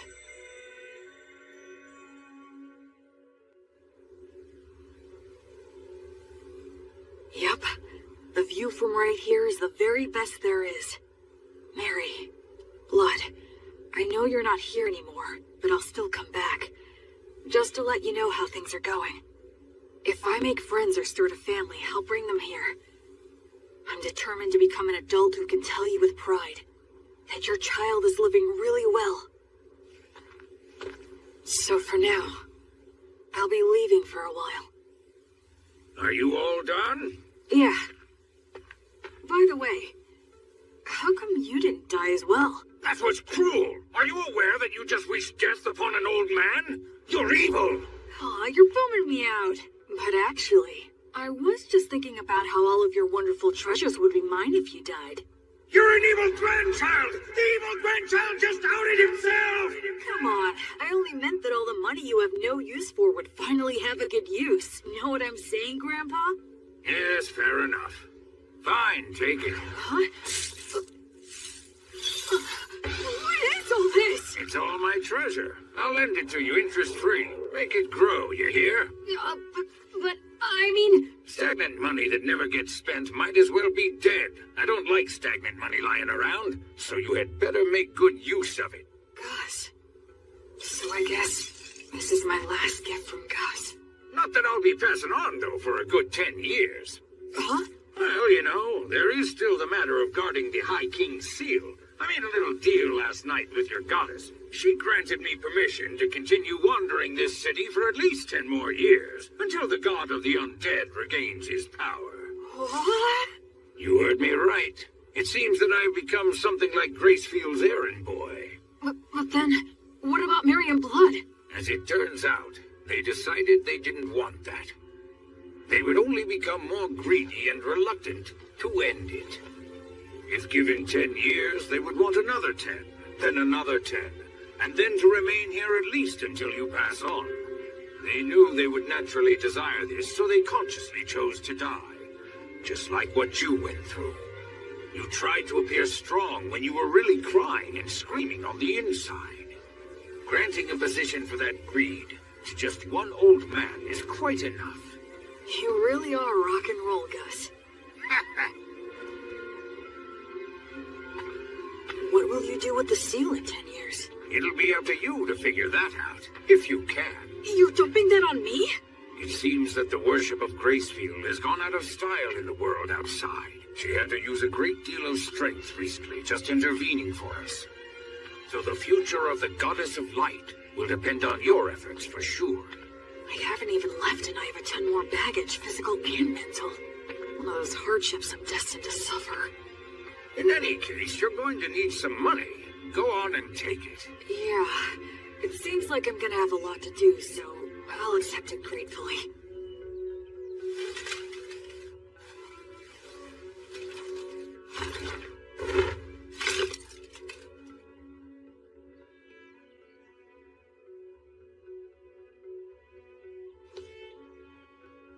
This is it. I'm leaving.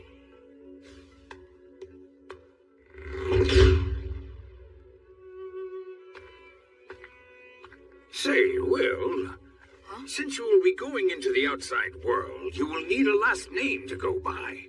William is the name those two gave you, so I thought I could be the one to give you a last name. How about it?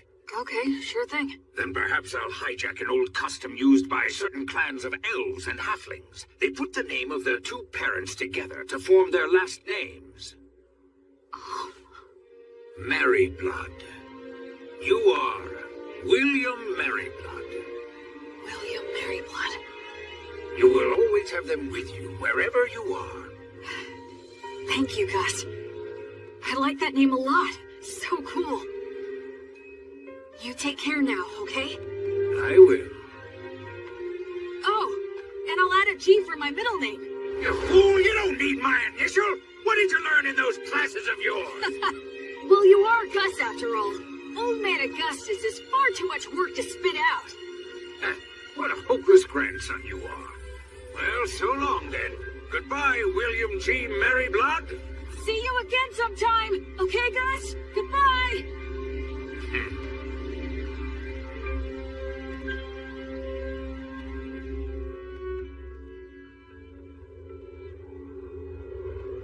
Hey, Fortress General! You doing good? It'd be perfectly natural for two warriors to introduce themselves, say a few words before facing off.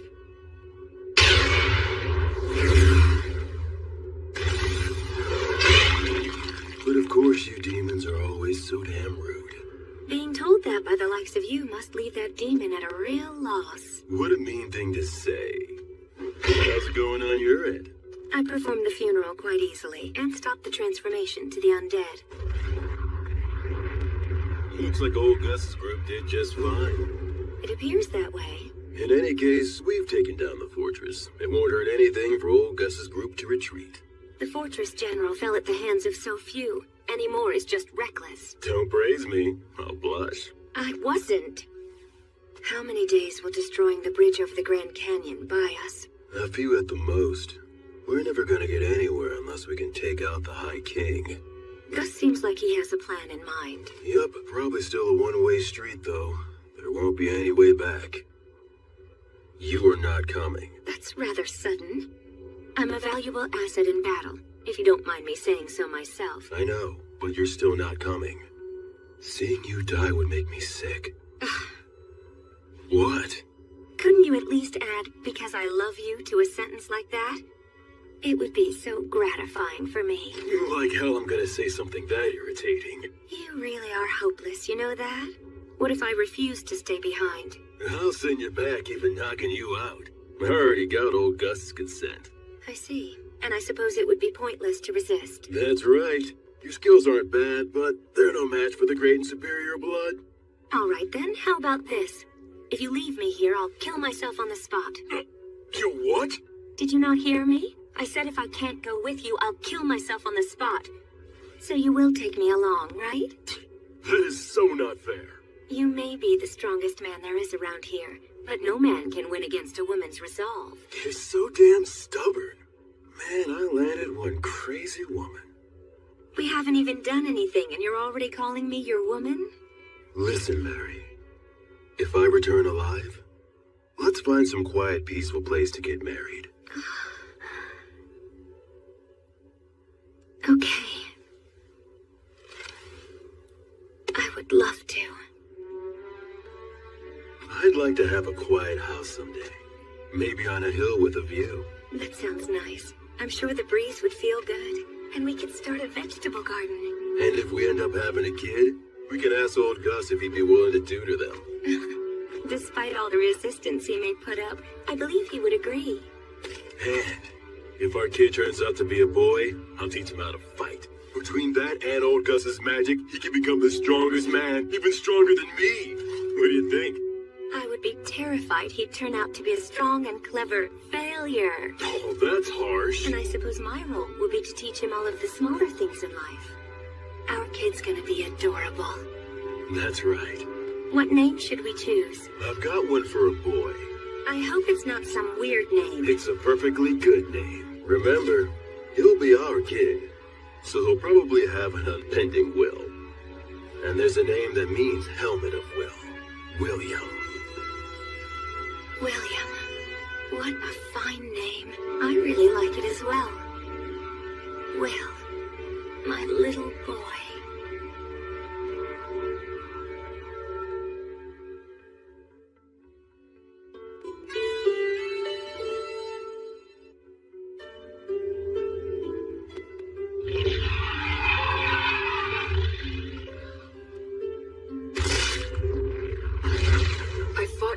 Several times since I left the city of the dead. As someone trained by blood of the others, and after fighting an undead god, everyday demon riffraff are nothing to me.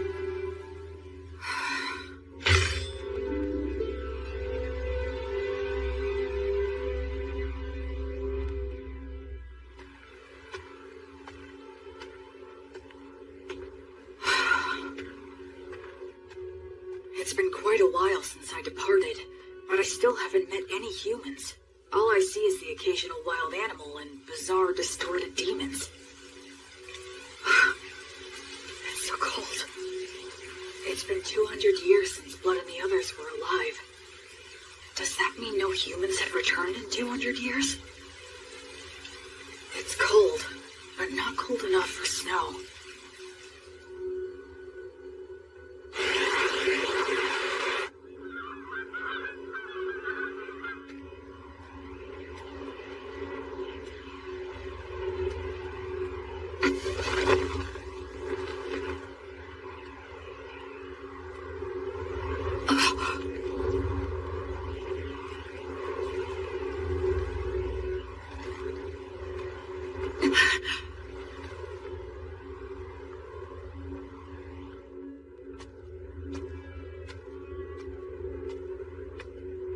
But there aren't any people.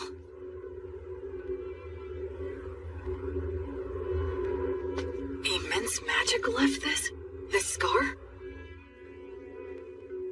Gracefeel, goddess of light, bring guidance and peace to the souls who are wandering this land.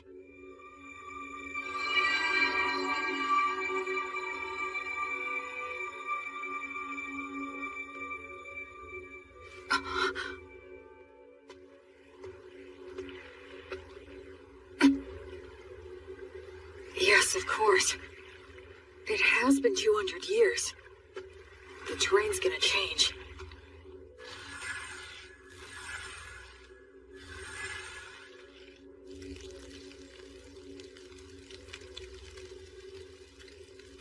I'm running out of preserved food, but I can get bread by praying for the blessing, and I can purify water so I can survive for a while.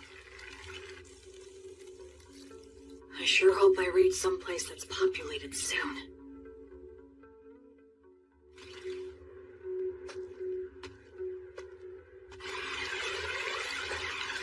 If I keep walking downriver, eventually...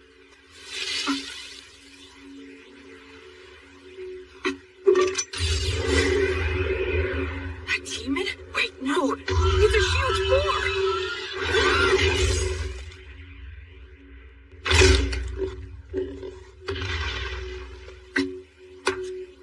I should finish it. What's this? That's the same white fletching. Is he a hunter? Looks like I'm in a jam here.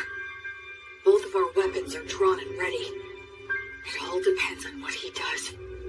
I finally met another person. I should show him I'm not a threat. Should I drop my weapon? He might attack, though. Should I pray for the blessing and show what a devout follower I am? That might be mistaken for an attack. I need to choose my words carefully.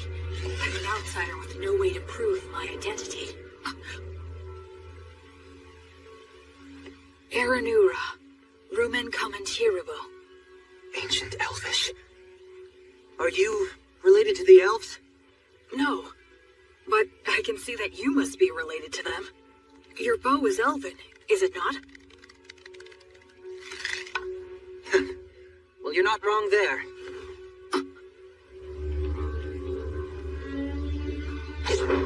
So what? The more important thing is, did you kill the boar? Oh, yes, it was me. That boar was my quarry. You took the kill from me. So, I almost said sorry out of habit from my previous life. Yes, you're right. It charged at me out of nowhere. I was forced to protect myself. Anyway, this will take some negotiation. I'm the one who ended up killing it, so I think I have at least some right to it. All right, I guess you have a point. Oh, damn it, the arrowhead is broken. I don't have any left. I wonder if metal is hard to come by. We negotiated a few other things after that. The silver-haired half-elf was a skilled negotiator, so I was sort of at his mercy for the most part. But he agreed to give me the boar's shoulder, in exchange for helping him butcher it. Wow, you know your stuff, huh? I'm sorry. You have my gratitude. We'll make good use of you. You're so devoted. Well, at any rate, this front leg will be all yours. That's it for the portions. Okay. I guess we should eat the liver now. It'll go bad fast. Oh, I've got a pan we can use. Flammo Ignis. Hey, you're pretty impressive with your hands. Kind of. I should keep my magic a secret for now. So, now we just wait? Yeah. Earth Mother Mater, and the virtuous gods, we give generous thanks for your grace as we partake in this meal. Please bless the food that is here before us, that it may robustly nourish our bodies and our souls. You really are devoted, huh? He doesn't seem to be much of a believer. But I'm the one with memories of my past life, while he seems closer to nature. It's so hot! Good stuff. This is the best. Huh? So you want directions? Well, the thing is, it's kind of hard to explain. I'm not sure how to put it. You don't look familiar. Seriously, where are you from? Telling him I was raised in the ruins by 3 undead probably wouldn't help things. I came here from the south. The south? Nothing further south than this, bro. Huh? We're as far south as you can go. Beastwoods in Southmark. I did come from the south, though. It's a long story. Oh, so you're one of those adventurers who scrounges for treasures in the ruins. Yeah, something like that. And then you got lost in the woods. I've never seen an adventurer who's so absent-minded. Whatever. Just keep following the river downstream, and you'll reach a small town in a couple of days.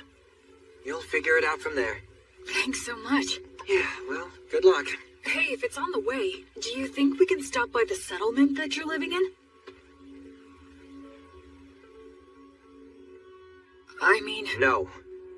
I want nothing to do with you. Take a hint. Yeah, of course not. Who'd want a total stranger in armor like this following them home? I'm sorry I asked. You better not follow me. Will you be okay with no light? Don't worry about it. It's none of your business.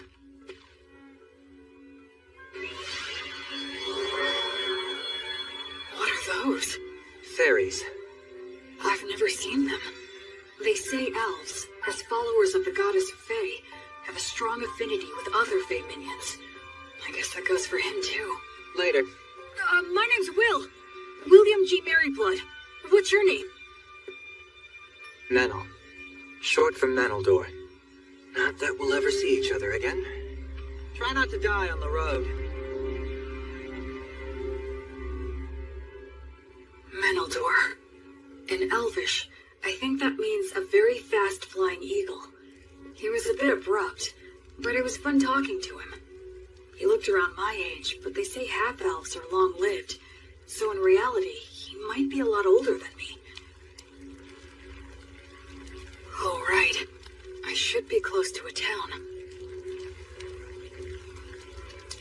If I'll be getting more soon, I might as well indulge tonight.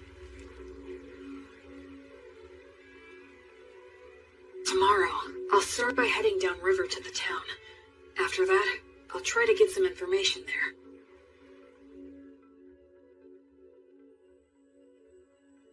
O light, my heavenly light, as you travel, I pray strongly for thee.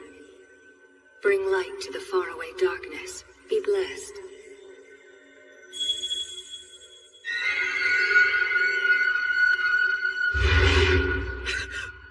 No!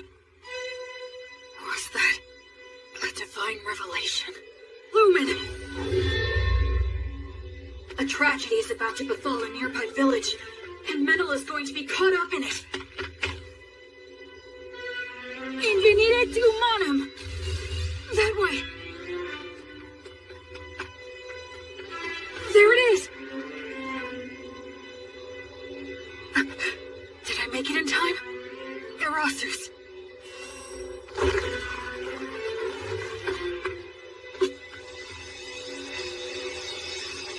I thought I saw something shining in the forest right now. Sure you weren't just seeing things? Thank goodness. If I tell them I know Menel... Quick, hide! Get behind me! Hurry up! Are they raiders? Will Menel's village be attacked? Will he get caught up in disaster? No. A divine revelation is after the interpreter. No. It can't be. How could I have been such an ignorant fool? Menaldor isn't the victim of this tragedy. He's the perpetrator. Go. Secure the village. I'll deal with this one. Menel, what are you doing? I thought I told you not to follow me. Die. Everyone wake up! Get out here! They're under attack! Get your weapons! Acceleratio! Some gnomes slip underfoot. I have no strategy against someone who can use berries. In that case... He doesn't even realize that if your muscles are built up enough, you can solve most any problem by force. Damn it. Salamander, burn him alive.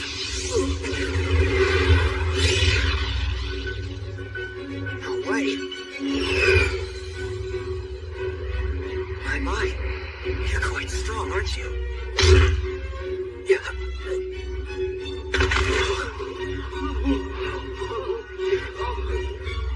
I need to subdue them all before anyone gets hurt or killed. Uranium obligatio.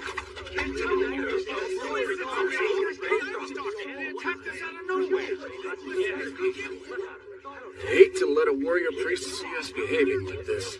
Thank you again. We appreciate all your help from earlier. Pleasure meeting you. I'm John. Likewise, my name is William. People from all over with different ideas about the law drift to this village naturally. It's always like this. This village is in an area of Southmark known as Beast Woods. Apparently, it falls under the rule of the Fertile Kingdom, but the law and authority of the kingdom doesn't reach these dangerous remote regions, so the area is dotted with villages populated by criminals, fugitives with no relatives, adventurers who scavenge the ruins, and other outsiders. Of course, I'm one of those people myself. So, what's going to happen to them? I'm not sure. Your guess is as good as mine. They're all from a neighboring village, which is about a day's travel from where we are right now. Neighboring village? Neither of our villages are all that well off, but I thought they at least had enough stored up for the winter. And we have always gotten along well enough. Also, that silver-haired half-elf is a well-known wandering hunter in these parts. He's helped us get rid of dangerous beasts lots of times. But this... Settle down now. Everyone's worn out from all this chatter. Time to take a break and have some water. This is our chief elder, Tom. Good day, warrior priest. John has told me all about you. Please allow this old man to also offer his gratitude. Oh no, all of this is because of the guidance of the Goddess of Light. Oh, well, in that case, I must express my gratitude to the goddess as well. Now, warrior priest. Is it safe for me to assume that if anything more were to happen here, that you would protect us? Yes. I swear on the light that is Gracefield that I will protect everyone here. All right, then we don't need to worry about our safety if those ruffians attack again. Now listen, everyone, I believe we should wake them all up and ask why they've done this. Do you all agree? We should hang all of them. That'll be hard if you can't. Prisoners like these guys ought to go quickly. But it's dangerous to do that before we know anything. Maybe the warrior priest here can help us to decide. It seems like he wants to question them before proceeding with a plan. The demons. Our village was destroyed by them. Many died. Half of our village is gone. Our women, children, and wounded were left with no food or any shelter in wintertime. If we're gonna die with just the shirts on our backs, then... I'm the one who suggested the raid. I knew we'd lose against the demons. We would be better off looting a village and going somewhere else rather than dying. An old lady in that village named Marple helped me out a lot. And this Marple, what became of her? She died. I see. Just hang me. This was all my idea. It was me who deceived these men. Please let them go. I beg you. No way we can do that. Like hell, man. Just hang them all! Stop. We owe a debt to this hunter. And I do sympathize with the people of your village. However, we have no choice but to hang you. Since they have nowhere to go, if they're set free, they'll just loot again. They have to be killed for the safety of the village. That's the smart choice. But my mother told me, love others unconditionally, and always do good things. And my father told me, move forward with faith in the results you'll achieve. And don't get so stressed that you freeze in place. I still carry their words with me, right here in my heart. Excuse me! I will overturn this hopeless situation before me. Can this be resolved with money? Compensation, monetary atonement? Are you familiar with that custom here? Well, of course we are, but Who here would be able to pay for that? these guys are flat broke. I am able to pay the money. Warrior priest, why would you offer this? Because demons are my arch enemies. They're the ones who killed my parents. Besides that, I swore an oath to the Goddess of Light that I would banish evil and save the suffering. We should readily assist those who have suffered at the hands of demons. We can't allow a village occupied by demons to exist. I'll go and fight them. Actually, I'd like to hire this young man to accompany me. He's an excellent hunter and he knows this forest, right? I'm going to need his talents to help me locate and fight the demons, and I can pay handsomely. Are you sure you want to do this? I feel like we're the only ones benefiting. It's a reward for all of your exemplary day-to-day conduct. Gracefield, the goddess of light who governs souls in the cycle of death and rebirth, is always looking upon your daily lives with her compassionate eyes.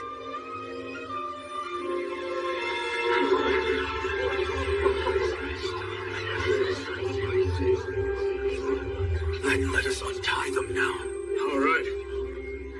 I managed to turn that all around, at least I think. I had a feeling that somewhere, some god was giving me a tiny smile. The people of the village that was attacked took in all the villagers who were involved in the raid. Part of it was to use them as hostages, I'm sure, but safe is safe. So are you going to tell me what you're really up to? I I don't have anything to hide. I meant what I said. Because you're a warrior priest? Well, I almost forgot. I know it's already after the fact, but you will let me hire you to take you back to the village and destroy the demons, right? You're asking this to the guy who instigated a raid and a murder. Shouldn't I be punished? I already cleared your debt by paying reparations. Besides, it was the only way you could help out. The people were starving, right? It's never crossed your mind I might betray you? If you do, it's the people of the neighboring village who will suffer. You're too damn nice. One of these days you'll be picked apart and left for dead. Well, I'll be very careful then. Okay, sure, I can work for you. I do need some money after all. Great, thanks.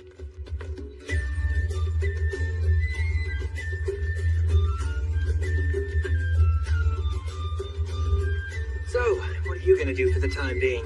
Huh, Mr. Bossman? Our challenge is that demons have occupied the neighboring village. Right. I guess we'll just charge in. We don't have much time. Oh, what are you, insane? There are a lot of them, and they've got demon beasts. You got a plan? What are our odds? It'll be fine. I'm used to them. Well, you are right that we have to hurry. The people who died might have turned undead by now. If that's true, I need to return them to the cycle before they get lost and end up stuck here.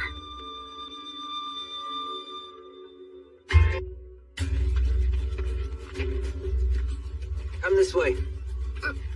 Can we get through here?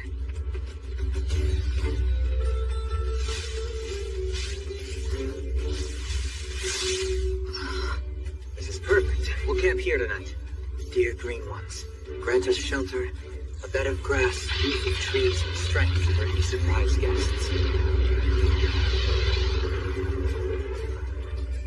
Wow! It's not such a big deal.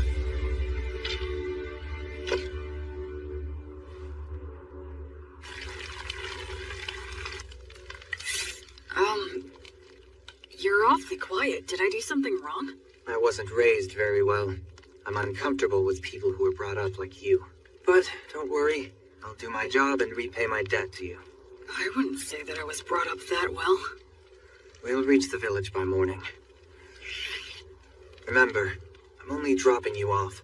I won't be fighting any demons by your side. I know. That's fine. Shouldn't we keep watch? The fairies will do it. They'll wake us if anything happens. Hey, why don't we stay up and chat for a bit? I'm tired. If you want to stay up, do so on your own. I wonder how long it's been since I began my travels. One thing's for certain. It's my first night spent with someone else since my departure. Ruins, huh? Used to be. The stones and stuff are pretty useful for building these things. The village is just ahead.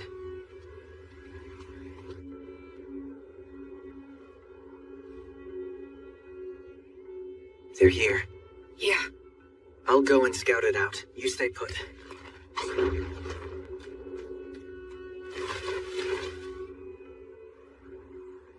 A ritual? Yeah, at the ruins of the village temple. Those damn demons. How's the temple laid out and how are they organized? About like this. There's no ceiling, and some of the walls have collapsed.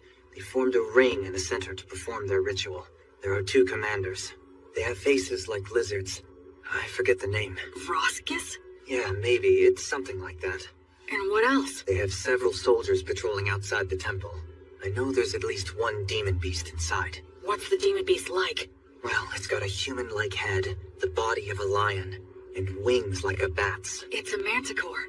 You already know these guys? I've studied them a fair bit, but still. I'm glad there's not more. Excuse me? Let's just go and head on and crush them.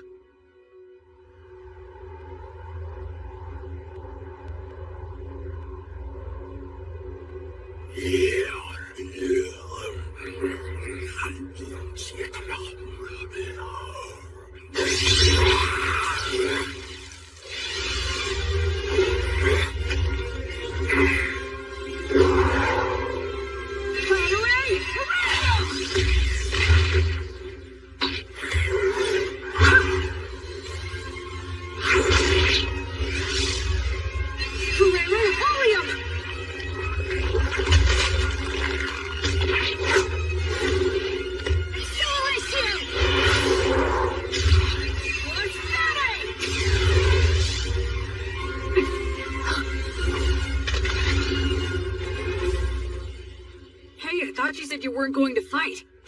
I jumped in because I could tell you were winning. I don't know many people who could tackle those guys alone and win. The conditions were in my favor. Regardless, your strength is abnormal. Do you do some special training or something? Oh, I eat a lot of bread, I guess. Humans usually don't get stronger just from that. Well, I think we took care of the bulk of their forces. All that's left is to clean up any surviving demons. I hope some of the villagers survived. Oh, hang on a second.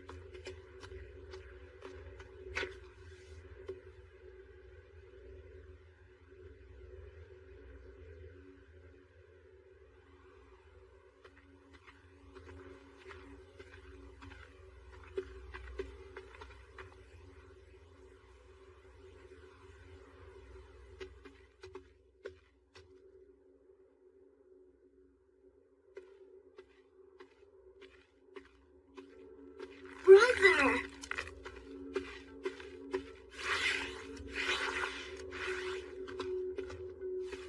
Brother Minnow, it's really you.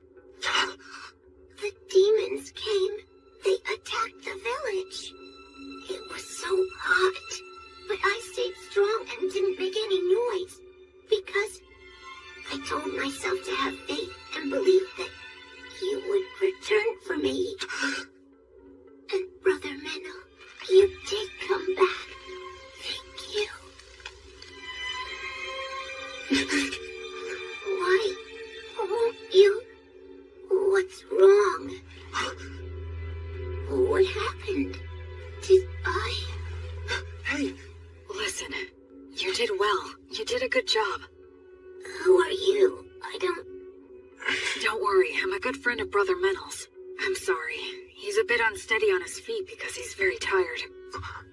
Oh, okay. That's right, you're a good boy. Go on. Menel? I got here late. Sorry about that. That's alright. It's fine. You must be tired. You should rest. Yeah, you're right. I do feel kinda sleepy.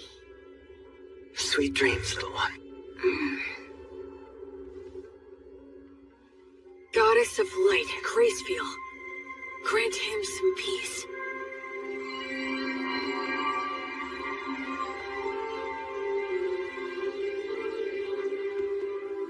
Hey, What's wrong? I'm really sorry. Sorry for what? I underestimated you. I thought you were just some rich boy who happened to earn a god's protection and got cocky, spouting mindless cliches. Anyway, I'm sorry. Don't worry about it. There was still a distinct look of pain on his face, but Menel also had the faintest of smiles. He didn't hesitate anymore after that. He held the hands of the undead and exchanged farewells with them.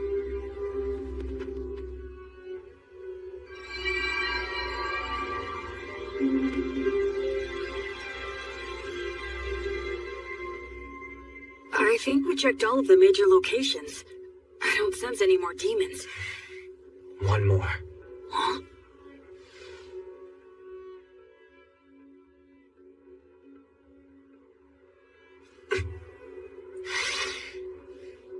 Hey! You in there, old marble? Huh? Whose voice is that? Oh, look, it's you, Meadow. This ghost is close to the highest rank. Her soul must be extremely tough. If she resists, my power might not be enough. If it comes to that, I'll have to use a magic weapon that works on spirits. Oh, you really don't need to worry so much, young man. I'll have you know I haven't gone senile yet. Really? Well, that's a relief to hear.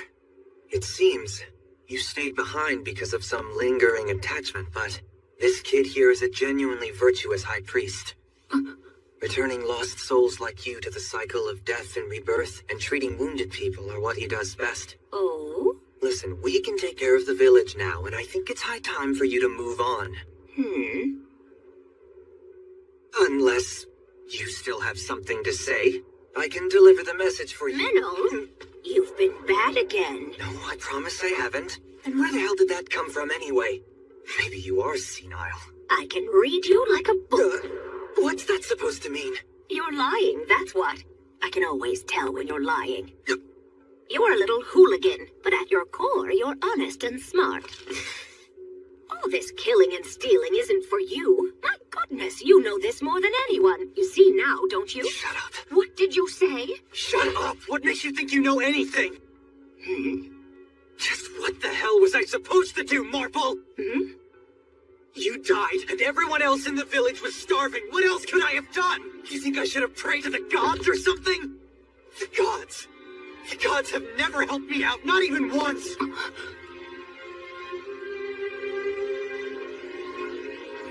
Damn it! Damn it! Damn it! Damn it! Damn it!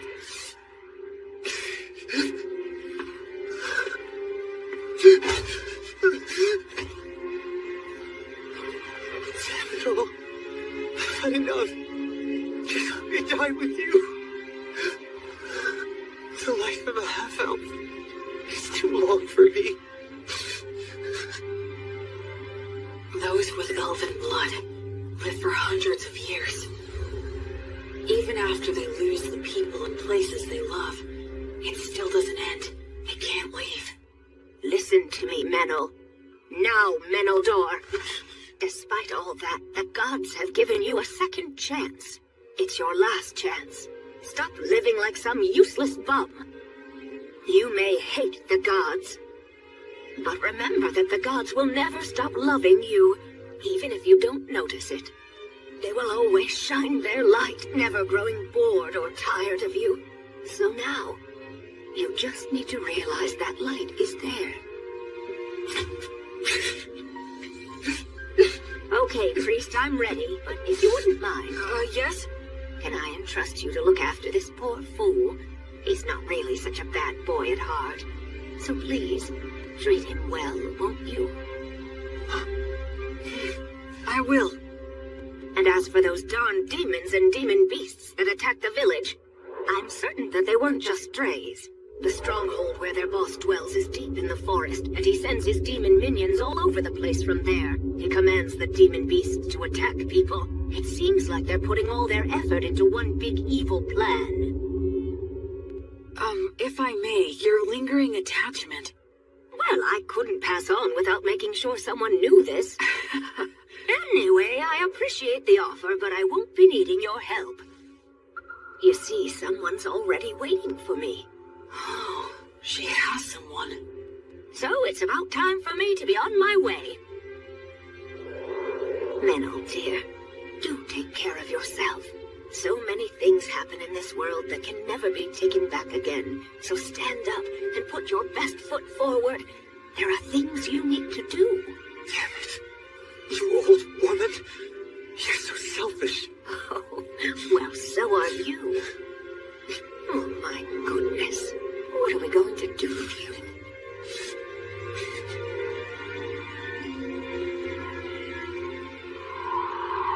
Well, I'll leave the rest in your hands. Of course. You can count on me.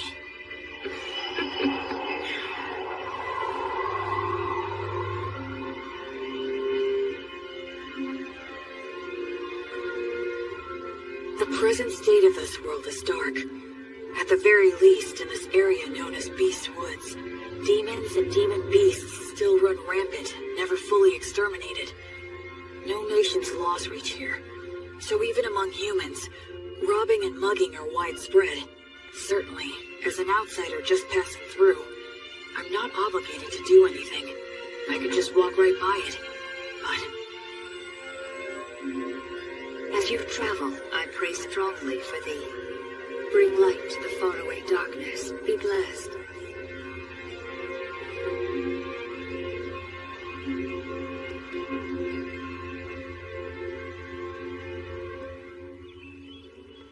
a few days later, the villagers returned. Though they were shocked to see the state the village was in, they eventually gathered up their remaining farm tools and started digging holes to bury the dead. And we all laid them to rest together. So, What are you planning to do now?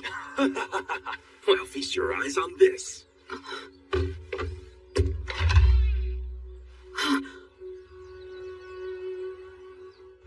Just for tonight, we're throwing a bit of a party to mark our return to our village and honor our fallen. And since you're the savior who got our village back for us, we would be honored if you could join us this evening. I'd be glad to. Oh boy.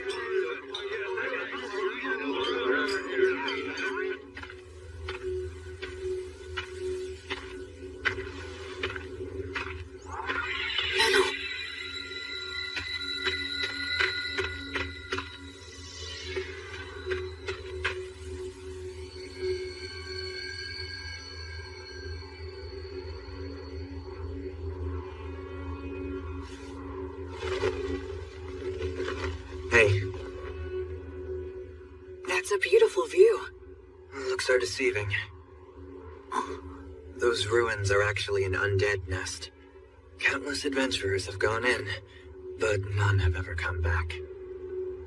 Oh, I see. Okay then, I'll go there tomorrow. Huh? Were you even listening to me? Yeah, you said it's an undead nest, right? If it is, I need to go and return them all to the cycle. I forgot who you were for a sec. Being around you throws me off my game. And here I thought I was a much more indifferent person than that. A little late to say that after the way you were wailing earlier. Well, why are you saying that to someone who's already depressed? Hey, Menel, what was Marble like? Can you tell me about her? She's strange, exactly like you saw her. I was born up north in Brassland, in the great forest of Erin. That's where all the elves live. My mother was a woman of insatiable curiosity. She took off somewhere outside the forest, came back pregnant with some stranger's child. Then she gave birth to me and immediately died. I grew up at a different pace than everyone around me. And the thing with my mother didn't help. They said I was a disgrace, and since I didn't fit in the first place, I ended up fleeing to the forest. Of course, the world outside was no paradise either. But luckily for me, I could use a bow and arrow as well as knives. And I could see fairies. When I ran into enemies that wanted to eat me, I had the skills to kill them instead. If I didn't, most likely I'd be prostituting myself out in some back alley. You do have a pretty face. What's that? Nothing. Go on. Anyway, I became an adventurer and slowly made my way to Southmark, where there were a lot of old ruins still. But a member of my party betrayed me in a fight over the loot we found amongst the ruins. He poisoned my food and I nearly died. I killed him with my own hands. But all of them except me died anyway. I didn't even know where I was wandering off to. It was near that village that I finally passed out.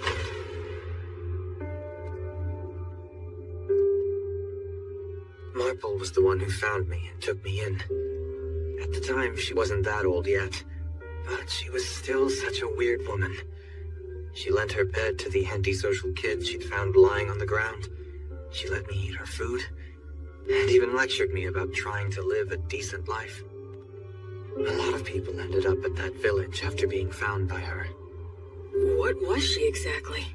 I have no idea, really. Of course, she's dead now, so we'll never know. That happens a lot on this continent. She did take me in and looked after me well. That's when I started pretending I was a hunter. There are a lot of nasty creatures and demon beasts in this area. I was relatively useful, and I had a place to belong. But I lost it all without any warning. I got all the survivors together so we could be the ones doing the stealing. But thanks to you, we failed miserably. It sucks having a longer life than anyone else in a place like that, so it's depressing. I just want to die sometimes.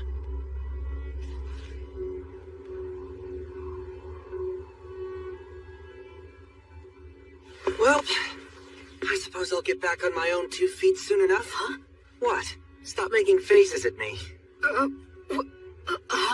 Just saying that there's a huge difference between your priest self and your normal self, huh? What? So, Will, priest of the goddess of divine light, I'm grateful to you. You stopped me before I could do something irreversible. and you saved the people of the village. Hence, I'm asking to receive the light of the goddess through you. Do you accept what I ask? I will act as the medium. You can form a bond with my goddess. I will pray for you. May the divine goddess of light, Gracefield, hereby love you, illuminate you, and always walk by your side in your travels. To my guardian deity, I swear to live my life honorably. Please shine your light upon my path. Help me atone for my sins. There'll be tough times ahead, and I might want to die now and then. But I'm not gonna stay down. I'll put my best foot forward, like the old woman said. Menel, you're really strong. It's amazing. I admire you. Come on, stop being gross. Between the two of us, you're the strong one. Where exactly does your power come from? I'm not strong. I just lucked out and happened to get amazing teachers in my life, that's all. Well, I'm not going to meddle. Anyway, ready to head back? Mm-hmm.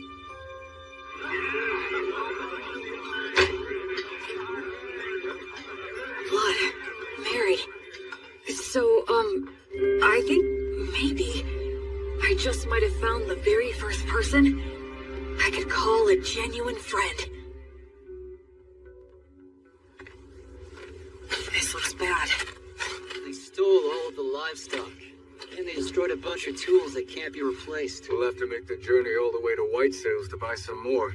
But with whose money? Well, we can't replace everything. Hey, what exactly is White Sails? Oh, are you being serious? What's your deal? You grew up in a cave or something? Sorry. So, White Sails is this... Oh, could you tell me about the history of this place, too? Yeah. All right, fine. You know we're in the southernmost continent, known as Southmark, right? Yes, that I know. So around 200 years ago, Southmark was engulfed by a horde of demons. The 100 heroes took out the king of the demons, but the humans abandoned this continent, crossing the sea to retreat to grassland in the north. The 100 heroes.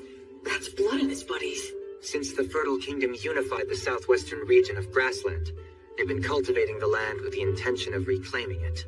And as for the area of White Sails, it's the port town that became the center for immigration from the north. I see.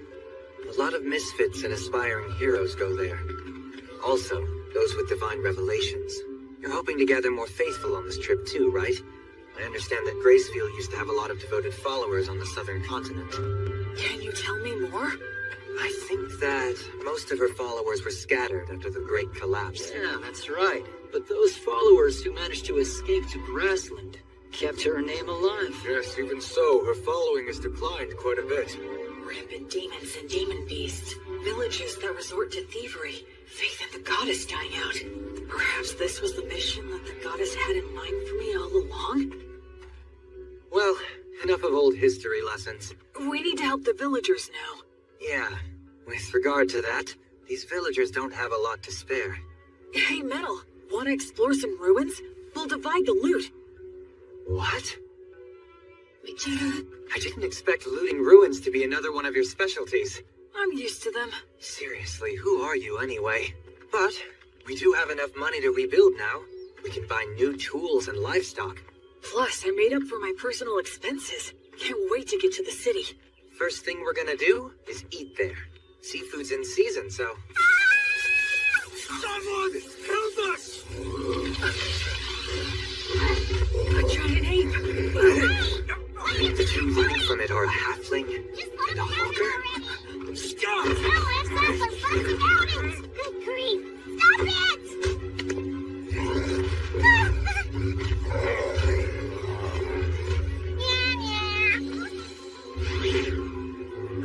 Who are you?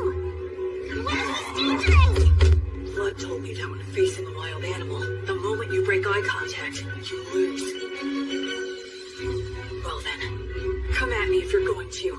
We can do a little wrestling.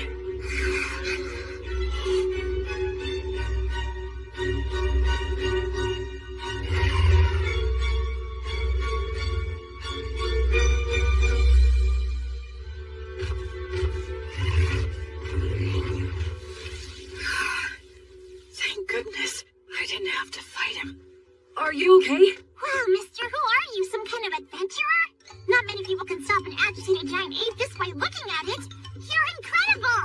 Oh, I'm Robina. Robina Goodfellow. I'm a singing, dancing troubadour. I go where the wind takes me. You can call me B for short. And that dork over there is Antonio the Hawker. I call him Tonio. The company he worked for went under, so now he passes himself off as a hawker on remote country roads. Sometimes it's hard to get a word in edgewise. We were just on our way back to White Sails, which is my home base. White Sails, huh? Boy, you really saved our hides. Thank you very much. My name's Menaldor. I'm a hunter around here. We were about to do some shopping in town. And this guy is... I'm William. William G. Merryblood. I'm a priest in service to Gracefield, the goddess of light. You can call me Will. Wow, that's a noble name. Gracefield's the one they love in the southern continent, right? Oh, wow. I didn't know she still had priests. And not just any priest, a warrior priest. Am I right? Am I right? It's true. He may look spacey, but he's got mad skills. I mean, I hardly ever get attacked when I'm walking with him. Are you saying that the beasts know how strong he is and avoid him? What the heck? How cool is that? What? You usually see more of them? Yes, of course. That's why it's called Beast Woods. It feels like their eyes are piercing me. Anyway, is it just the two of you? No guide? Or were they killed? Well, actually, when we came across that giant ape in the forest, I'm embarrassed to say that they ran away. Some guys conned you out of their upfront pay and then bailed? You need to get way more savvy about people, Mr. Peddler guy. I'm rather ashamed. And they made a big old racket when they ran too. It was really nuts. Giant apes don't even normally attack. They just look scary. They both lost their guides? So now what are you two gonna do? We'd be more than happy to take you with us if you want. We'll just say you owe us one. I'll do the deal making, not you. So, we'll owe you one of what? We want to buy livestock and some other stuff in White Sails. Ah, I get it. If that's what you want, then I'd be glad to help. I can introduce you to a dealer that I know. We appreciate it. And sorry for butting in. This guy has no idea how the world works. So are you really born as a true noble? He has that air about him? Like he's pure and untainted? Nah. If I told you about my origins, I suspect you'd have a hard time even believing me. You mean you're of such noble birth that you can't talk about your family? And a priest to an unsung god too? Wow, that's fantastic! My poetic heart is bursting with inspiration! Wait. No matter what I say next, it'll probably only make it worse. Now what? Okay, it's settled. Let's get moving. Yep, time for racing!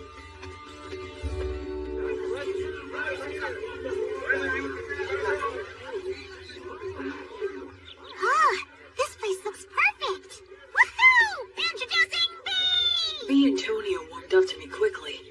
Tonio has a gentle demeanor, and he's good at getting close with others.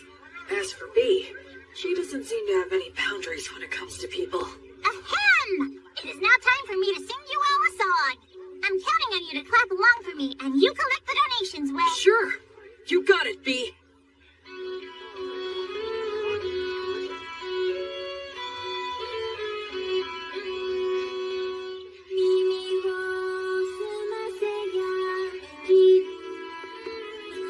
It's amazing.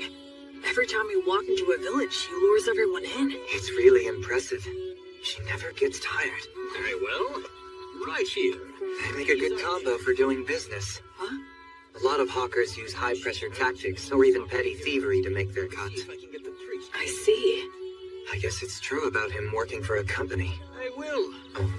Excuse me, I'd like to ask you something. Sure, what is it?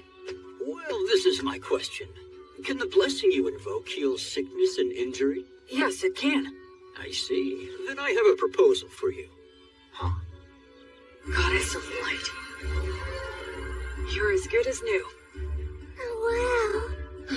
Thank you. I'm so grateful. How much do I owe you? Oh, don't worry about that. Offer your thanks to Gracefield. And if Tonio has anything you like, please purchase something from him. I'm a priest who is still just in training. Yes, okay. Thank you so much. Let's get something to celebrate your recovery. How about this hairband? So B attracts the people, Will offers his healing, and both bring him some business. Smart guy. Tonio's pretty cool. Yeah, I think this will help with the return of the Goddess of Light. Her power is damn impressive, though. Well, the blessing is a rewrite of reality through the sublime power of a god. That's how it can heal a wound as if it had never happened. Huh. I'm only borrowing this power from the goddess. I have to be careful not to mistake it for my own power. What? Still in training, huh? Well, I really am still in training. Will, done with your free treatments? Oh, yeah. Then come with me. Huh? There's a party to celebrate everyone's recovery. Right now? If they're at a party, she can sing again. He can sell more of his goods. He's a sharp salesman. We continued to pass through several villages, earning money in the same way, as we made our way north for a couple of weeks. Then we emerged onto Wheat Road. Let's sleep over there tonight. Man, you guys went too crazy. It's already dark. Sorry about that. Whee! I'm in such a good mood today, I'm going to give you all a free performance. Wow, how generous of you. Now, wonder what I should sing. I think Race Stop the Penetrator is epic, but it's way overdone these days. I know! The three heroes from the killing of the High King. It's a really good one. It's got the Wandering Sage, War Ogre, and the beloved Daughter of Mater. Ah, that sounds great. Now that's a solid pick. Actually, I haven't performed it in quite a while. Hey, what's wrong, Will? Oh, it's nothing. Go for it. I'd love to hear you sing. Great, you just said the magic words. Without further ado, then. Time rolls on. Or perhaps it's us that's marching on. Be it the strong and sturdy warrior, the bright sage, or the holy woman. So their names really are remembered. But their ashes and their names remain. This is precisely why their song must be lifted up high. So their good deeds live on, and their heroic names resound throughout the world. I sing this night of the Wyvern Killer, just one of the many fearless adventures of the three heroes. Keep quiet now and listen to this tale, one and all.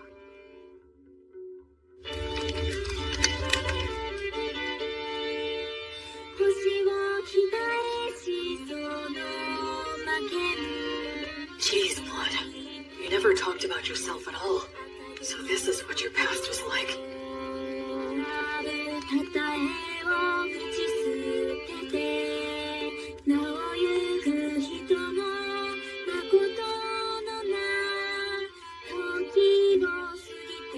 I guess no one knows Gus's real name was Augustus.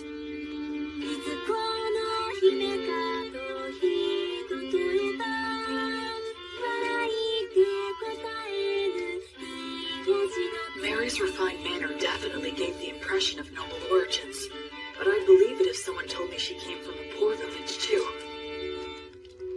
These are bygone days, now far away in the past. Oh, countless wishes now left with no way home. I can only play your melody loudly, to be carried upon the passing winds. The story takes place before they were known as heroes, when the three of them were traveling together. A certain remote village that they visited was attacked by a wyvern, and a beautiful half-elf was chosen as a sacrifice to appease it. Upon hearing of this, Mary said they should save her, but Blood asked where they could possibly get the money, and Gus said nothing. Their personalities in the song are slightly off, I think, but still, it brings their voices, words, and expressions clearly to my mind.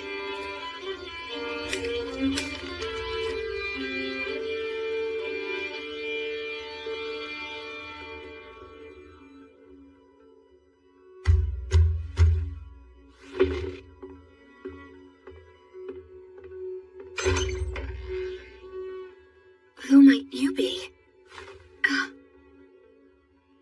You think we're gonna take on a wyvern for that amount?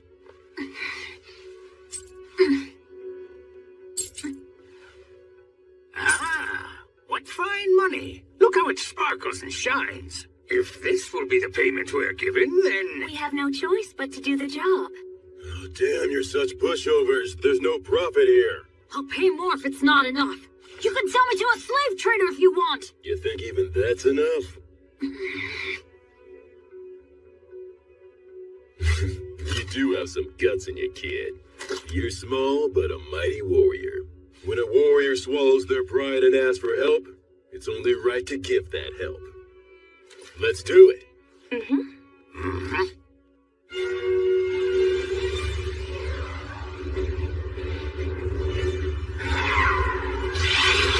Ligatur, nodus, obligatio!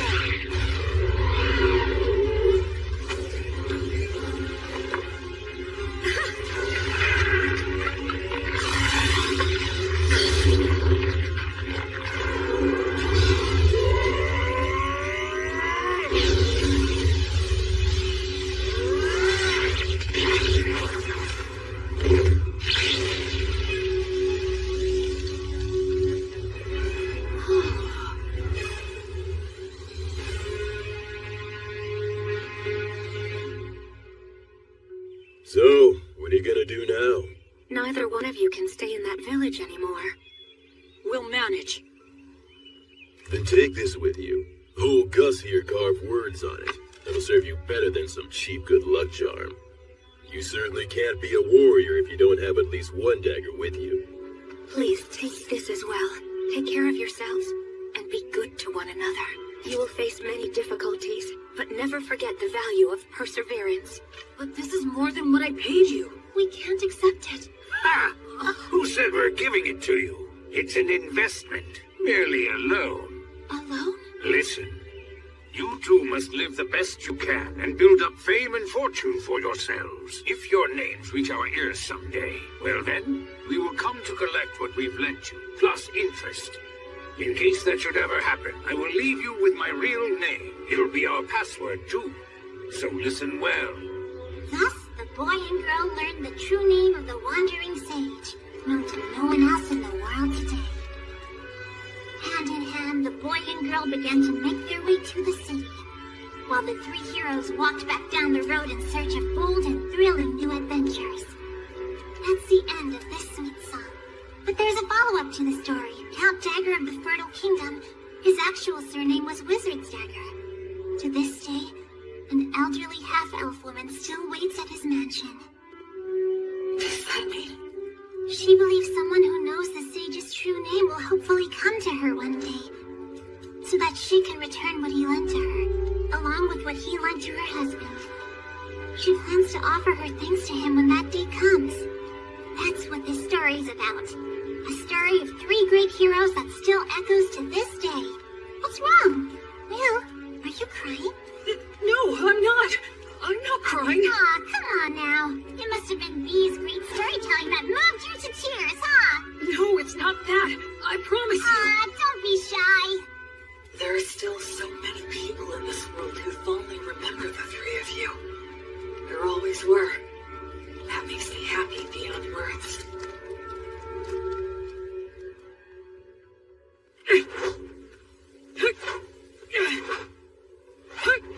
The Fertile Kingdom, huh? Once we cross the sea, maybe we'll meet people who still talk about blood and the others.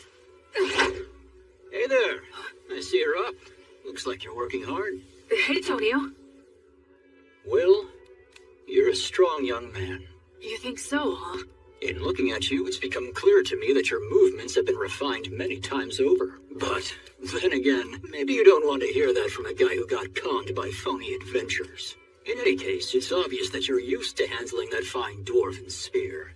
And those who can handle that masterpiece have to be a master themselves. But there is one thing I don't understand. Something you don't understand? I'm curious to know what it is that you desire. Why are you asking me this? Well, because I'm a merchant. It's my job. I move product and grant people's wishes for fair wages. Satisfaction is a merchant's specialty. You are quite a mystery to me. I can honestly say that I have never met anyone like you before. You are strong and you have courage. You're educated and have good manners. And you're not hurting for money. But you're not really like a noble. You're more like a holy knight that I've only heard stories about. And so, that's the reason I decided to ask you directly. What is it that you as an individual desire in life? Or is it that you're strictly a representative for your divine goddess of light? I had a happy little life up until now, but I lost it shortly before I set out on my own. I gained the divine protection of the goddess of light in its place. There's still so much stuff that I don't know about in this world. And so, I'd like to start learning about it.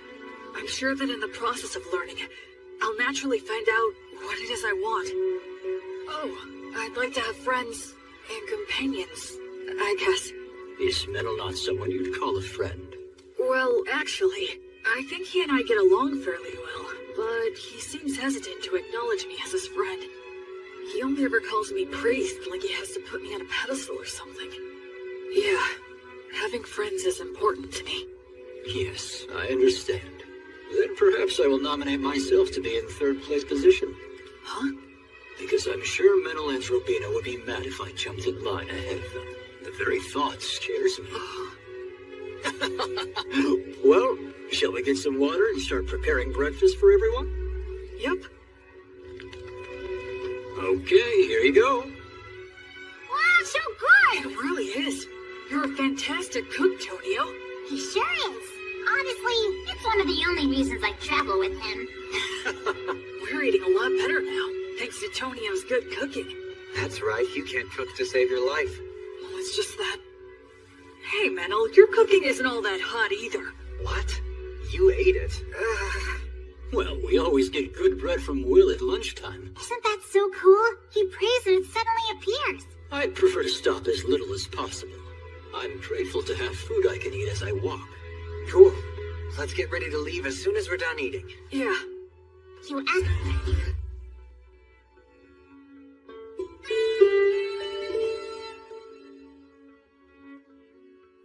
All right! We finally made it to White Sails! Haven't been here in a while. What do you think? It's amazing. So there's no entry inspection or toll? That's right. It's the policy of the city's ruler, His Highness Ethel. Goods enter the city by boat in tremendous amounts, and then they're distributed throughout Self-Mart by land and water. Wouldn't that mean a massive amount of goods pass through here then? Yes, and if all of them are checked at the gates, it would be a hotbed for the smuggling of both goods and people. Oh, I see. So, Ethel imposed docking fees for ships and rental fees for companies setting up shop here to make money for the city, keeping the movement of people and goods as unrestricted as possible. It seems like the economy is their top priority. It's a very advanced city with a real sense of freedom. Quit talking about all that boring stuff. It's Will's first time here. Let's have fun. Come on, this way. Will, this is the city's biggest market. Wow, real people. That surprises you? Look, so beautiful. All this jewelry is in style right now. In style? Yeah, you betcha. They have the latest styles here? That means these people are doing well enough to contemplate things like fashion. It's just one shock after another in this city. Is that... Yeah, that's a street light. Street light? You don't know what those are? Gosh, you're behind the times. Every evening, the apprentices come out. They're from the Academy of Sages, and they light up all the posts which have the words of light engraved on them. So the people here have light even at night. This assignment serves as training for apprentice sorcerers, and they can earn a little pocket money as well. That operation over there is also a large source of income for apprentice sorcerers. What is it? Oh, come on, Will. Even you have to know what that is. It's the public bathhouse, Balnea. Balnea? Oh, what's wrong? A public bathhouse? They have baths here? The water's so clean, you can see right through it. Oh yes, so that's an effect of the words of purification. Instead of the massive amounts of fuel it takes to heat the baths, they can use words of heat. That's amazing. So it's less like a bath and more like a sauna in a cold water pool. But still, it's incredible. The breeze feels so nice. I used words of purification to keep up good hygiene on the road, but it's great to have an actual bath. Boy, it feels good to have a bath after so long. That's for sure. I just hope things don't get all messy again now. What are we gonna do next? One of the best things ever! I'm bet you must have been super starving, huh? The food is quite good here. Agreed. I think we all could have used a little more broth, though. It's absorbed the flavor of the fish so well, and the saltiness is just right. I haven't eaten anything like this since I left the temple. It tastes like civilization. All these dishes are so delicious, I can't remember what we were talking about.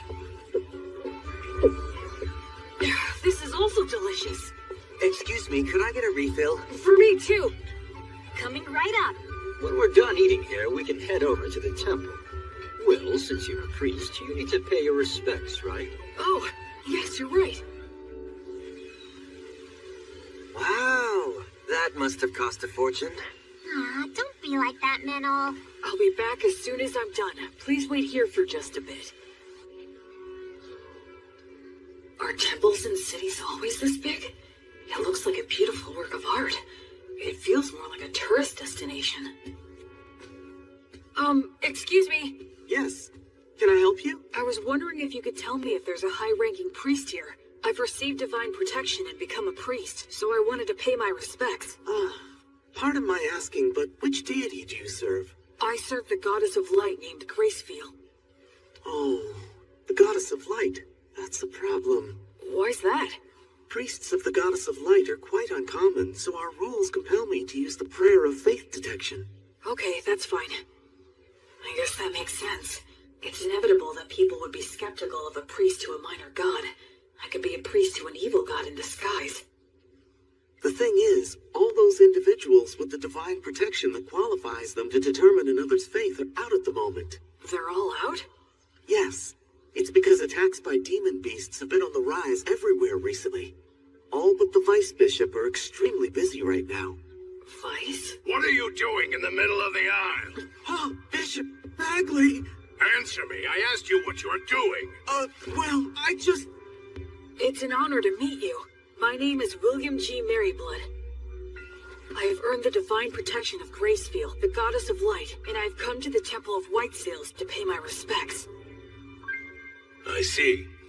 I am Bart Bagley. I am in charge of this temple. Gracefield, huh? The deity who has been completely lost as of late? And what if you're a suspicious person using her name, planning a very dangerous plot? You have every right to be suspicious. Is there anything I can bless to prove myself? Ha! You novices are so quick to rely on your divine protection. Listen to me. Divine protection is not something to be used lightly, nor is it something to use ostentatiously either. He has a point. Gus said the same thing about using magic. I was using my blessing freely since it poses little risk, but... Yes, of course, you are correct. I truly thank you for reminding me of my lack of experience. Ha! Explain what the teachings of the Goddess of Light mean to you. Light only exists in the dark. Words only exist with silence. And life can only exist where there is death. You enter his name in the registry and show him around the temple. Yes, but we haven't performed the prayer of faith detection or the prayer of lie detection. You fool! What did I just say, you idiot? Right now, I need to go make an appearance at the Weavers Guild banquet. Spend your time as you please, but do not cause any trouble. And make sure to offer some money. Well then, right this way, sir. Oh, right. I realize how unpleasant it must have been for you to have met Bishop Bagley, but you handled yourself very well. Huh? Well, the head of the temple loses himself in parties and pleasure-seeking. He's quick to anger and always complains. Despite all he says, he never uses his blessing. The vice bishop, on the other hand, is a most wonderful and virtuous person. I'm sorry, don't tell anyone I said that, okay? Sure. Hey, what do you know about the head of the temple? Well, I've only ever heard bad things about that guy. Like, he's really vulgar. He seems to have some sort of influence behind the scenes of the city's commercial and industrial guilds as well. So that's how he's seen around here? Still, talk about living it up. I mean, he's letting us use the temple's guest room.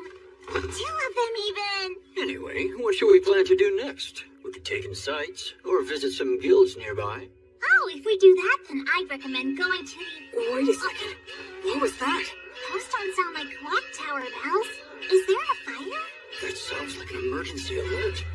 There's a wyvern! Everybody run!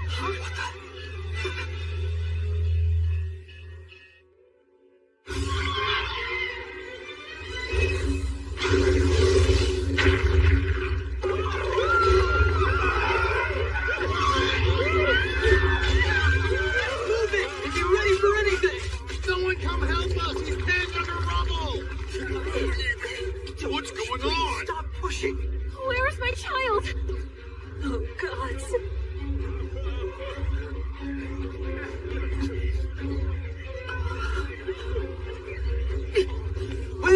Will, wait!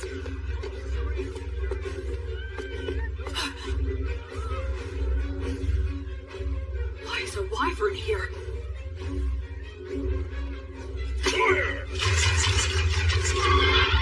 Said all the high-ranking clergy are out right now.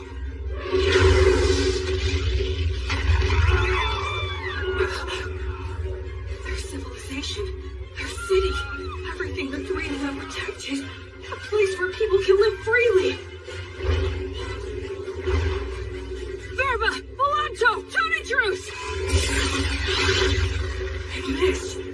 Among the words I can use, these have the furthest range. I'll just have to keep firing until I hit it. What are you doing, you idiot? Why are you shooting off high magic like that in a blind fury? You'll get yourself killed.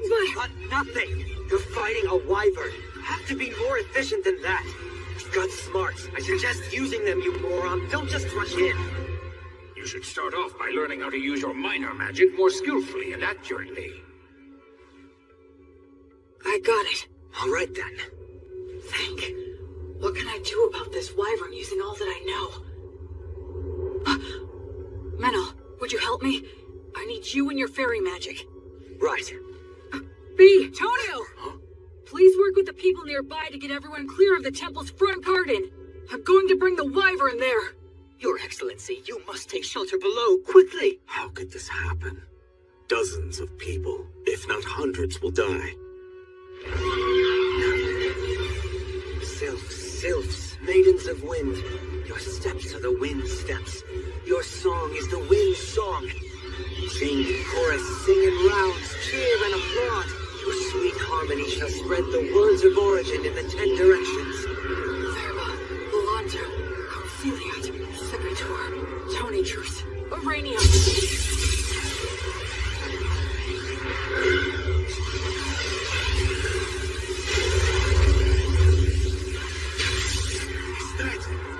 Magic? There's a fairy user too? Man, are we lucky. We've got this. We can do it. Hurry!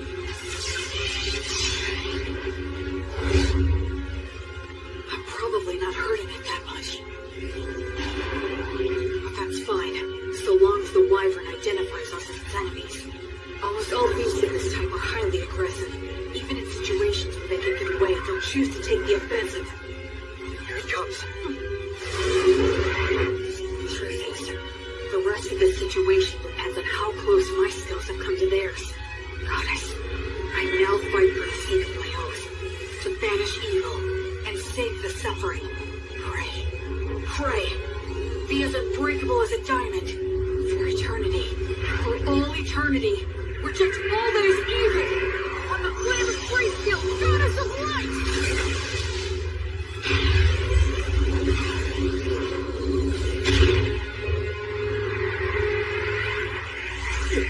What the heck is that stuff?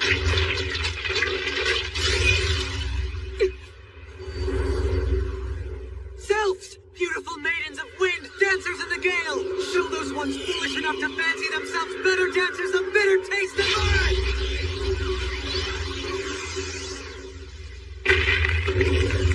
Leader! Notice! It's bowed up. No, it's trying to tear them off. Damn, it's strong. Acceleratio!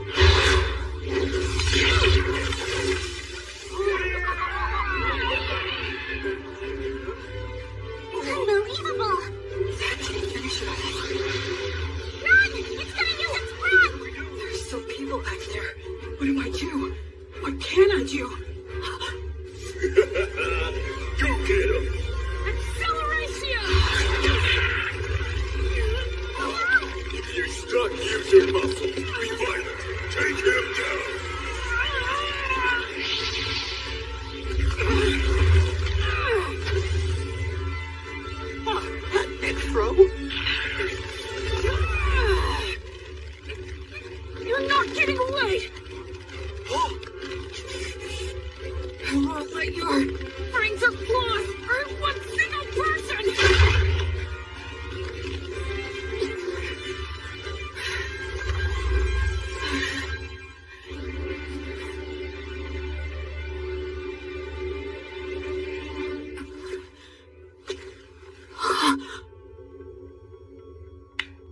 Well done. Excellent work.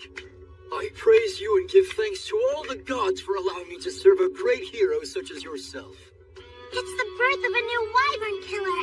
A brand new hero. Sing his praises with your applause.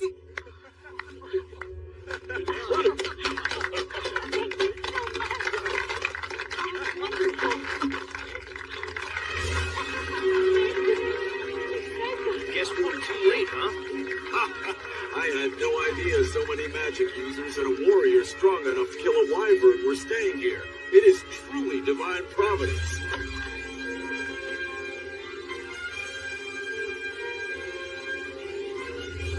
You're full of all kinds of tricks, aren't you? You're surprised? I'm used to your crazy antics by now.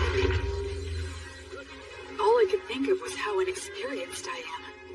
Huh? I was great for a first attempt, and I was just lucky to land a surprise attack. But what was that black miasma stuff around it? Hey, you brought down a real monster. Reflect all you want, but be happy. It's hard for me to be happy if you're not happy. When he puts it that way, there's a lot I could have done better. But now I'm a wyvern killer like the three of them. And that does make me happy. Yeah. Metal, thank you. I owe it all to you. Yeah, we did it. You know damn well it was almost all your doing, you idiot. Is the wyvern killer here? Yes, that's me. How can I help you? Please, come with me, quickly. His Excellency, the Crown Prince, wishes to see you right away. Welcome to my mansion. You're a great hero. So, this is the Crown Prince of the Fertile Kingdom, the Lord of White Sails, and a ruler of Southmark. It's more than I deserve to stand here in front of you, Your Highness. I came immediately when I heard your request. My name is William G. Merryblood. Oh, you are well versed in the old etiquette. I assume you are of high birth, correct? No, if Your Highness could please refrain from asking about my origins. That must be some story. So be it then. Please, have a seat. Thank you.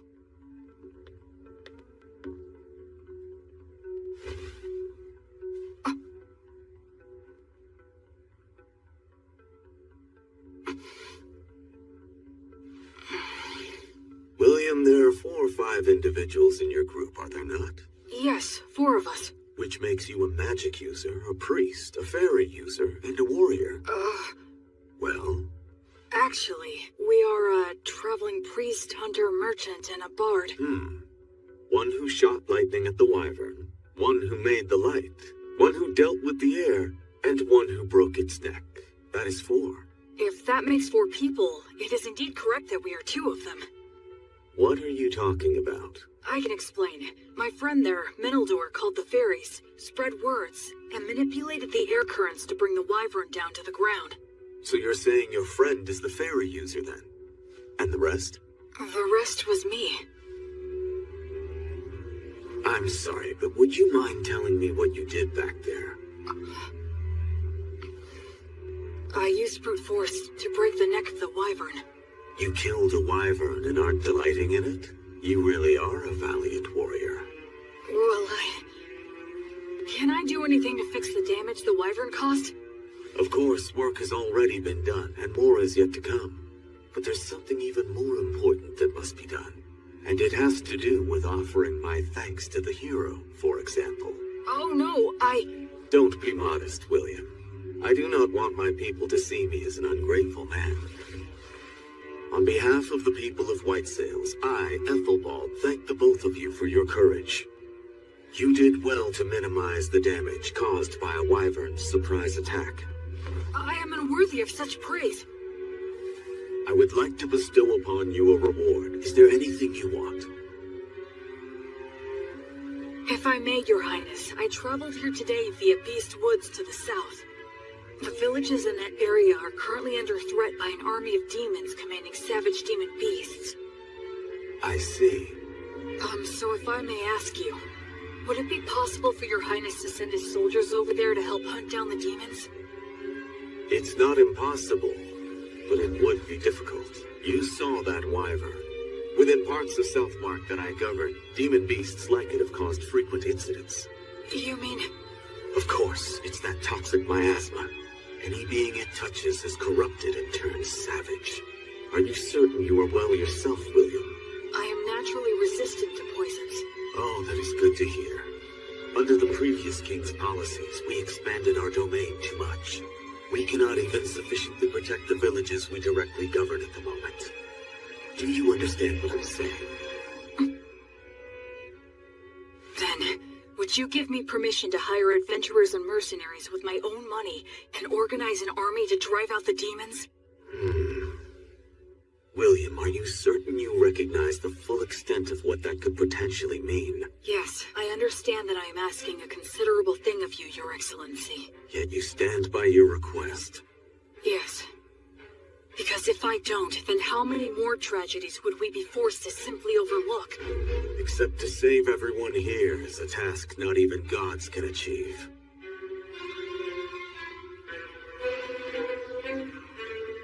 Honestly, if only you were some nameless man making this audacious request of me. You are right. But that being said, had I not killed the wyvern, I would never be speaking with your highness. That is also true. But I must also consider the option of having to kill you. I must also consider the option of having to kill you. That's unnerving. And how will you explain my death to everyone? I'd simply say that you were poisoned in a battle with the wyvern, and you started to spit up blood since the treatment was too late. I understand what his disposition is. A hero who can't even prove his identity is asking him for forces to operate in a region he doesn't even govern. Of course he'd see it as dangerous. I can handle those two, but there's still the risk of projectile weapons, and the prince is pretty skilled himself. No, it's pointless to think about that. In any case, I have to get through this somehow. I need to speak from the heart and plead my case as earnestly as I can. Your Highness. Go ahead. If all the saltiness were to disappear from the world, then what would give salt its distinctive salty flavoring? And if all those who carry a flame were to live entirely in the sunlight, upon what would they shine their flame? For my part, I'm fortunate to have received a part of that flame from Gracefield, the divine goddess of light. I firmly believe that the ones who carry that flame are the ones who should march first into the darkness. They must shine the light upon those who lament in darkness and light the path for those who follow behind. So please, I beg of you, can you somehow grant me permission for this unusual undertaking of mine?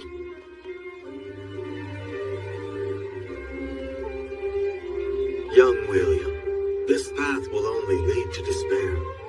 It won't work, and even if it does, you will pay the price. But I have some business with that despair you're speaking about. Oh, really? And what is that? I don't like how its face looks, so I want to go and kick it in as hard as I can.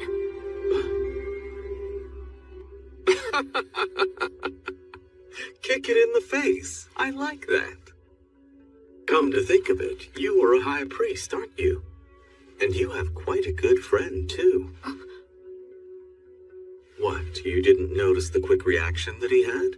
When I said that I was going to kill you, that half-elf over there gave me the most murderous glare I think I've ever seen. What are you talking about? I did that because I thought you were gonna kill me as well. Damn it, don't look so happy. Bishop, please stop. Please wait, Father. This is for the guests at the moment. Stay out of my way. Damn ridiculous fools! Prince Ethelbald, please, I beseech thee, do not act irrationally. Who, me? Why, Bishop Bagley, I have no idea what you're talking about. Do not play dumb with me. This young man is registered with my temple. He is in the books. Though it may be temporary, he is a member of the temple. And you beckon him here without a word to me? Do you mean to disregard the temple's authority? Oh, I had no idea about that. Is this true? Yes, that's true. Claiming ignorance is not an acceptable excuse. You cannot forego the verification protocol simply because I was away. So you say, but the people from your temple seemed very happy to send him to me. A total lack of discipline. I will give them a stern talking to later. In any case, he must... The thing is, Bishop Bagley, he is not what you think he is. Huh? He came here and asked me to assemble a private army. He says he wants to save the poor people of Beastwoods. You... I would be lying if I said it never crossed my mind to kill him right here and now. But he's so frank in the way he expresses himself that somehow I started to find it amusing.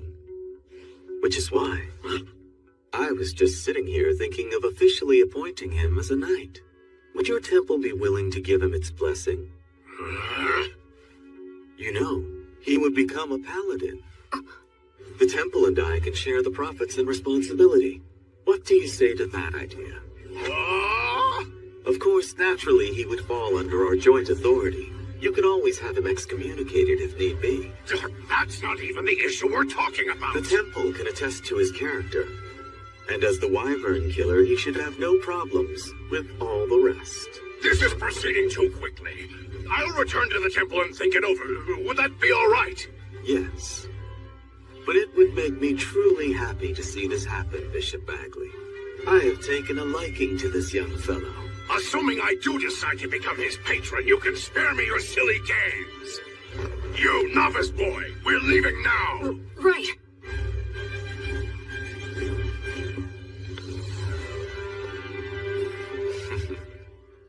Honestly, what a troublemaker you are. Demanding a private army. What's the old geezer's deal? Menel, actually he's... Especially you.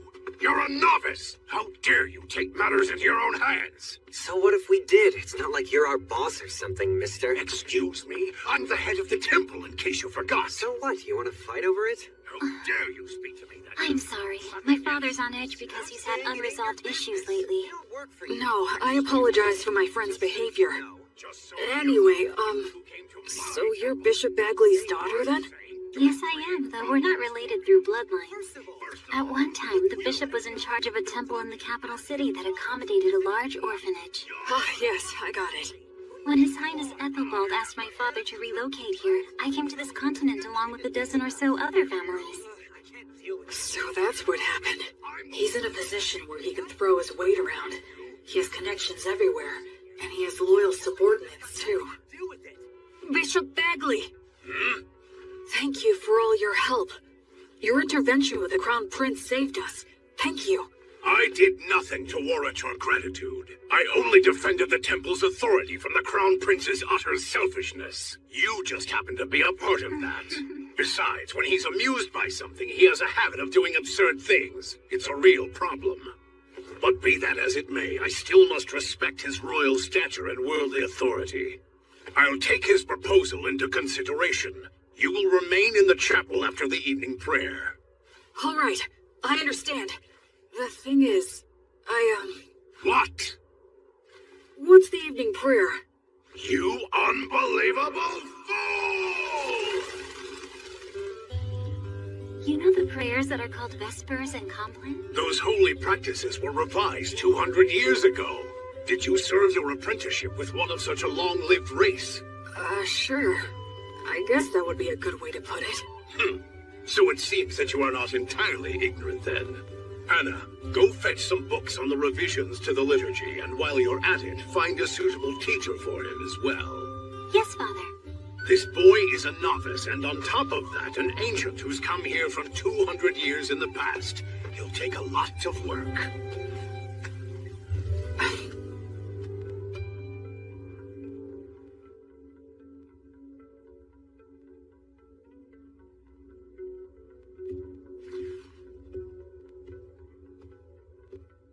Greetings, Bishop. Wait here for a moment. Of course.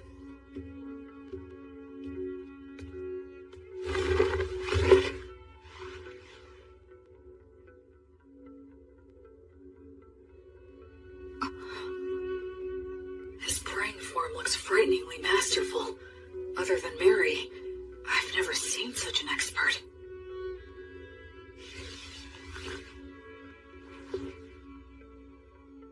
Now then. What is it? As head of the temple, you have earned a high level of divine protection, yes? Equal to my own. if not even higher. The people of the temple told me that you don't use the blessing, and when you pray, either you don't let anyone watch, or you don't apply yourself fully when others are present. Why is that? Ha! Foolish novice. Just what exactly do you think the blessing is? Divine protection from a god. Well then, why did a god bestow divine protection upon you? You think it was to give you special treatment? Not so, correct?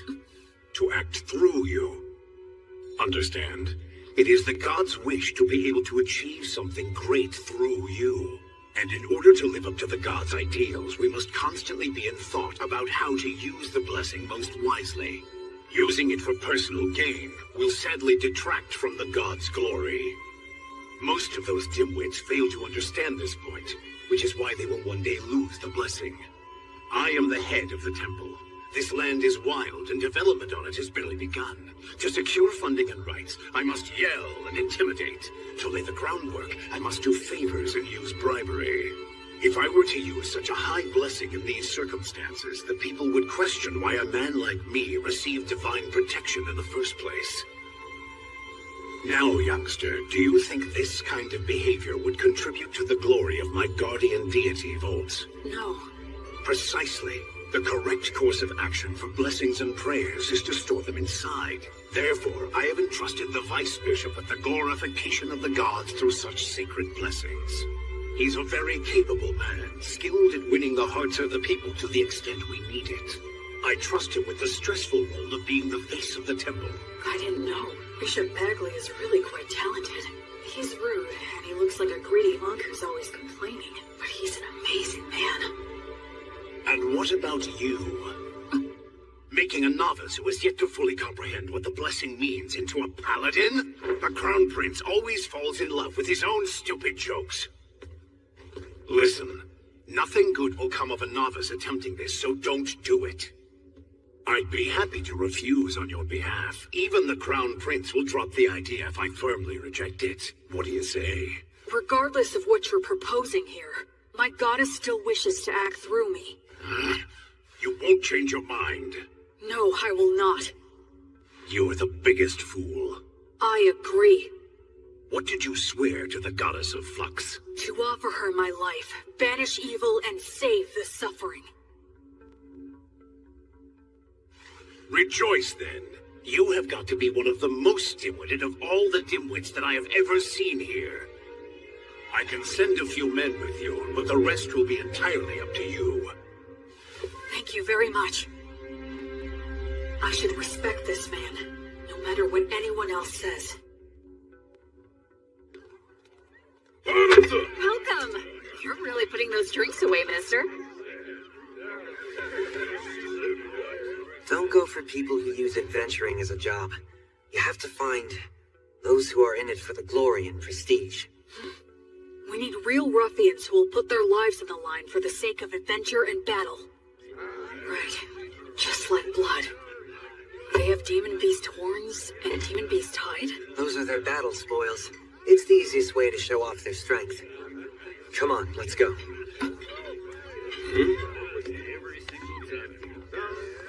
A red-headed boy with a friend who looks to be half-elf? There's no doubt. His training must have been extensive. Hey, man, what's the famous wyvern killer doing walking into some pub out of the middle of nowhere? I'm looking for help. Exploring Beast Woods? Low pay, your reward is glory and praise, and there's no guarantee you'll survive. We're doing this for a living, you know? We're not taking this quest, right, guys? Yeah, man, don't be so stingy. Shut up, you blowhards.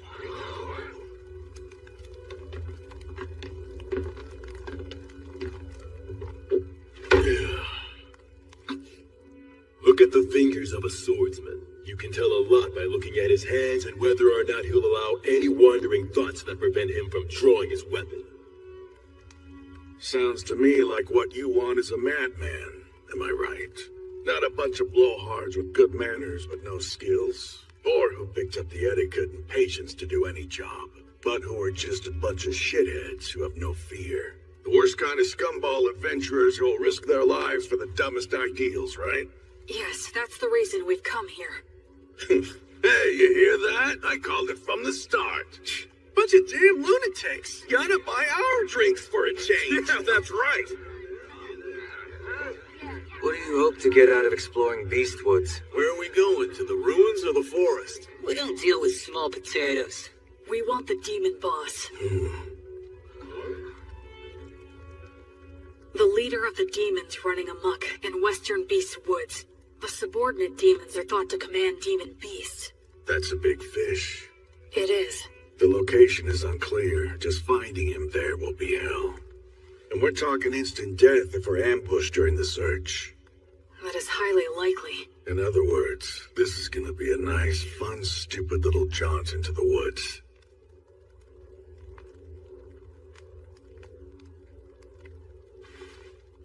Count me in on it. All I need is food and a bed. And a little pocket change will be nice. Yeah, me too. And me. Count on it, I'll too. provide everything. I'm William G. Merryblood. I'm Raystov.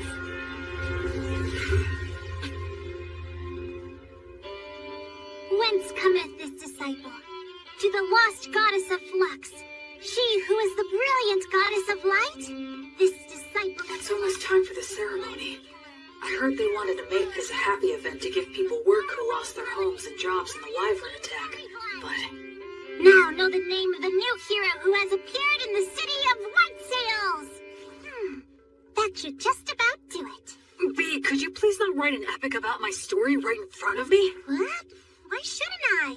Well, you actually did do all that, so what were you expecting? You're gonna love it because I'm gonna create something grand! I'm afraid to say that this many cows and horses will indeed come at a hefty price. Oh yeah, speaking of which, can you please negotiate a deal for us to get all of the sick and injured ones at a lower price? Huh? Don't worry, I plan to heal all of them. Oh, that makes sense. Also, I was thinking that it would be a big help if you could start a trade movement between Beast Woods and the city of White Sails. Yes. How much do you need me to give you to fund that? Well, why don't the two of us sit down and have a serious business chat? Let's see here. Easy on me, please. I say go for it. You need to have a good understanding of how money works. You'll be dealing with Raystov and all those guys soon. The Raystov? Raystov the Penetrator is here? Yes, he is. That's perfect. I can interview him then. Huh? Making a habit of flaunting your own accomplishments leads to arrogance. And arrogance dulls one's blade? Yes, exactly. Oh no, that again? This is why you're so useless. You never have any good ideas. So I take it you two know each other? We've talked a few times in the past. It doesn't matter how many interviews. You always say the same thing. You're such a stubborn and broody guy. My answers are never going to change. All of your tales of heroism are terribly ambiguous. I would like to create something that comes a little closer to the truth. What a big fat meanie you are. Isn't reputation important to an adventurer? Whether it's making a living or getting ahead in life. As long as you've got skills, those things come naturally. But surely you realize that even people with skills can be utterly ruined by a bad reputation. Even the greatest warriors can never tell what their downfall is gonna be. Right, Will? So you're saying Raystov's tales of heroism are ambiguous? That is exactly right. This guy will accept the job to take down a huge threat, and he'll just wander off and kill it with one fatal stab, and then he'll saunter right back. He rarely works with anyone else, and he works so fast, there's no one who can actually say what happened. And the guy never says no to any job. So the stories get more elaborate? Yep. I try to interview people, but they just fill in the gaps to their own liking. I put in a few things here and there for dramatic effect, but I like to add more truth to my tales. No need there. See what I'm saying? If only I had a little more to work with. For heaven's sake. Hey, I know! How about the Penetrator versus the Paladins? Huh? That sort of came out of nowhere. You're putting Raystov on the spot too, right?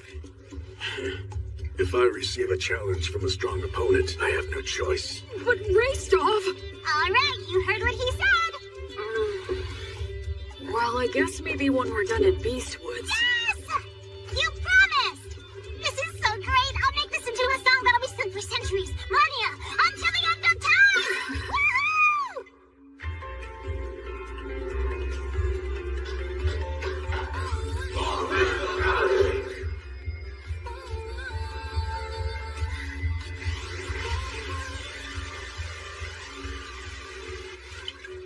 Vice Bishop, thank you for blessing me.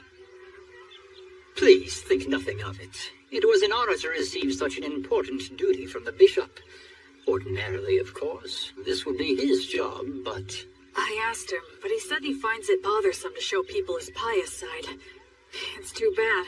I agree, for a man of his caliber to be so unknown to the public. So this is where you've been hiding. Oh? We're having a few grappling matches over there. Come on and join us for a round. Okay. Come with us, Middle. No way, man. Hey, it's the paladin's servant. Huh? He's not my servant. He's my friend. I'm not your friend. Huh? Well, we're making a fortune now, and guess what? It's all thanks to your song. Goddess of Light, are you watching? I'm getting by somehow, and I'll continue to. And that's how I became the faraway paladin.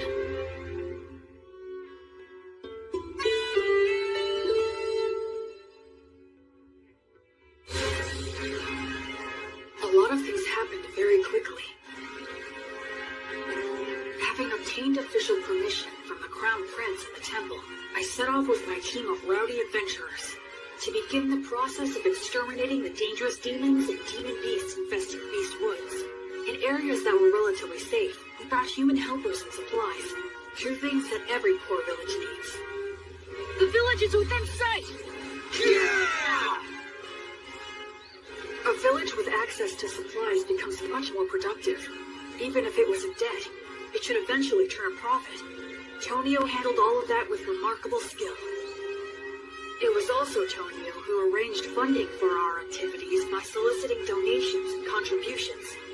You know, maybe I'll go on to become the head of a trading company. Yeah, please go big.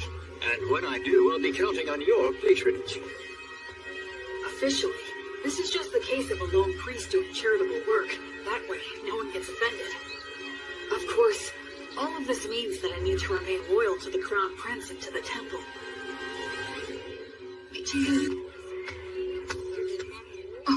Oh, Will. I see that you've come back now. I appreciate the work all of you have done here. Bishop Bagley agreed to assign a few priests to me, and Anna is included among them. They're all experienced and are able to use the blessing. They're also capable of leading ceremonies such as festivals and funerals. I'm pretty sure that Raystoff's party ought to be returning soon as well. Whenever we received reports about demons or demon beasts appearing, Raystov and the other adventurers would head out in a hunting party to pursue them. Incredible! They were all killed with a single fatal blow. No wonder they call him the Penetrator. Can you do this to wyverns too? If one's within my sword's reach. I would intervene in any disputes between villagers and try to help them settle things peacefully. You know, I wasn't really planning on doing all of this. Well, the thing is, once you've done it the first time, then you're kinda stuck. Word of my intervention spread, and I was called to intervene in other villages' disputes. My unexpected role as an arbitrator suddenly gave me a lot more to do. Whenever I had to visit other villages for benevolent purposes like that, or I had a message that I wanted to get out, B proved to be a really big help.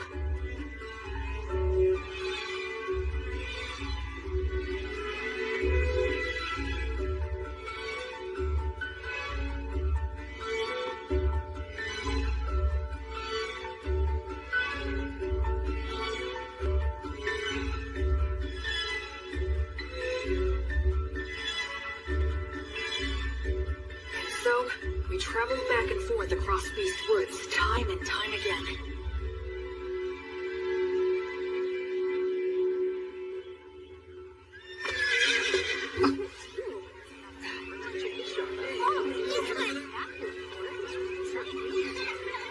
The atmosphere's so different now. This whole area has become relatively safe, so it's getting a lot more merchant traffic. A village that once had a dark cloud hanging over it, now full of life and smiles. Gus, I finally understand now. Money is extremely important. Money is what makes the entire world go round. With money, you can solve anything without magic. Buy tools, hire help, and the ability to make a profit is just as important as magic. Everything you taught me was exactly right. Making people smile and giving them hope is more magical than actual magic.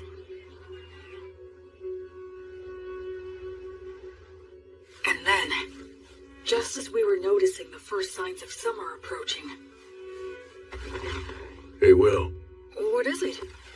Pip's party went west to do some recon, and they haven't come back yet. So how long? They were planning to spend no more than 10 days investigating, but it's 2 days past that. Pip and his party. They're very talented hunters. All right then. We'll go and search for them. You, Menel, and I are definitely going to go. And do you think you could put together 2 parties? They need to excel in forest exploration skills. I'll gather them right away. There's a chance they didn't get lost, but instead wound up in the demon's base.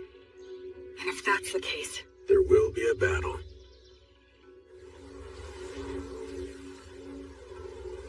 What do you think? Frankly, given the skills Pip and his buddies have, it's hard to believe that they could have just gotten lost. So you believe the demons were probably behind this then? I think there's a good chance of that. If we beat them, things should settle down here too. I just hope that they're all right. Hey, Will. Huh? I should say thank you. Oh, for what? For a whole lot of things. I just have a feeling that I would have hit rock bottom if it hadn't been for you. It's thanks to you that I'm here now and that I actually have a respectable reason for living my life. So, well, I owe you my thanks. Oh no, I should thank you. I knew nothing of the world and you saved me. But you know... What is it? You could look at me when you say it. Shut up.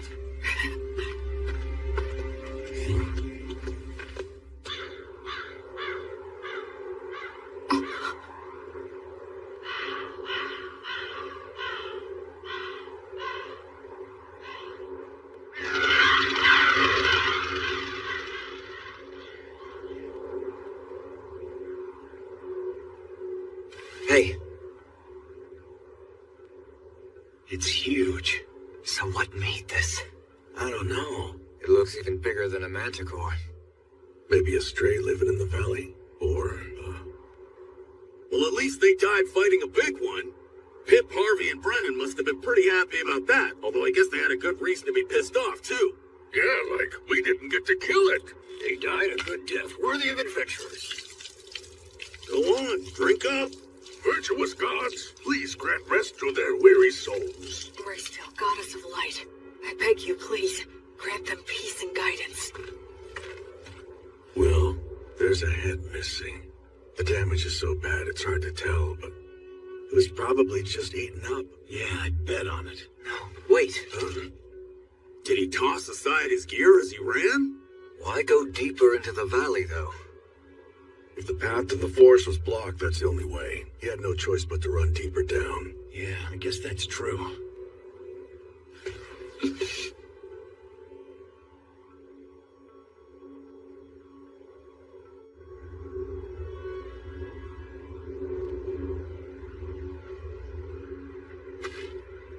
How strange. Yeah. Feels off. What do you mean? What's wrong? The footing here. It's very poor in this valley.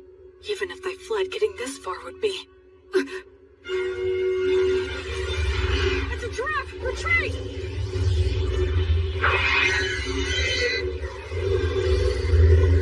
Fall back! No use! Coming toward us! Stay calm! Keep your backs to the rocks! Don't panic! Form a shield wall! We have to get past them. It'll be fine.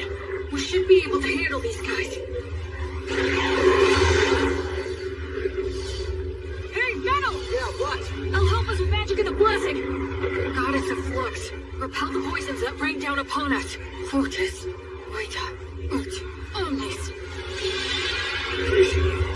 Thank you. Gnomes, oh gnomes, guardians of treasure, guard us against our foes.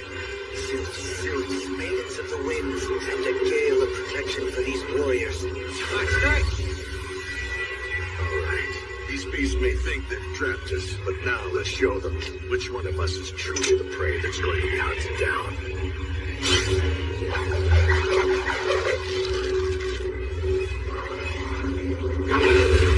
Shoot now!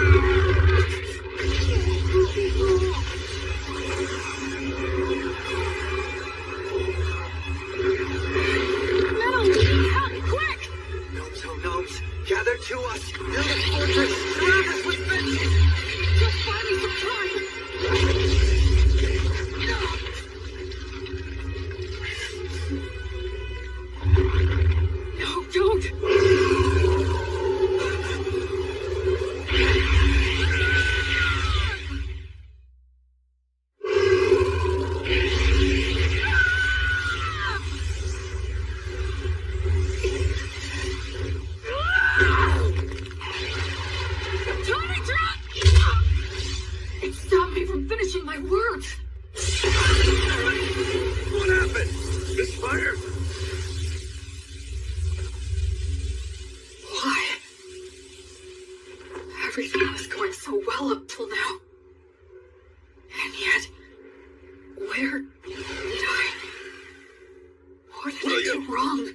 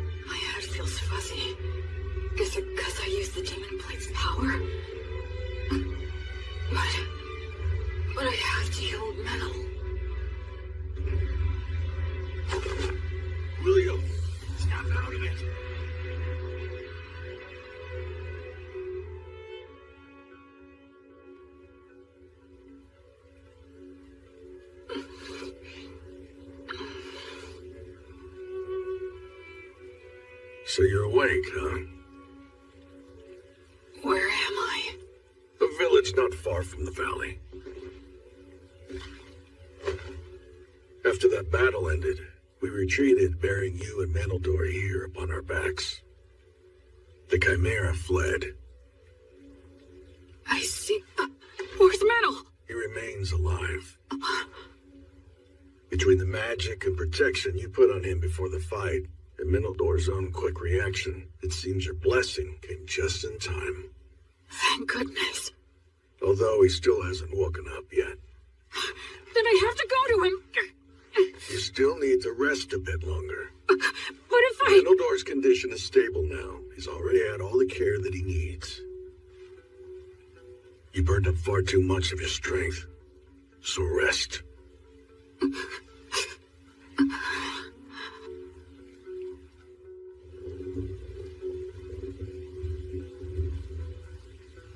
Where did I screw up?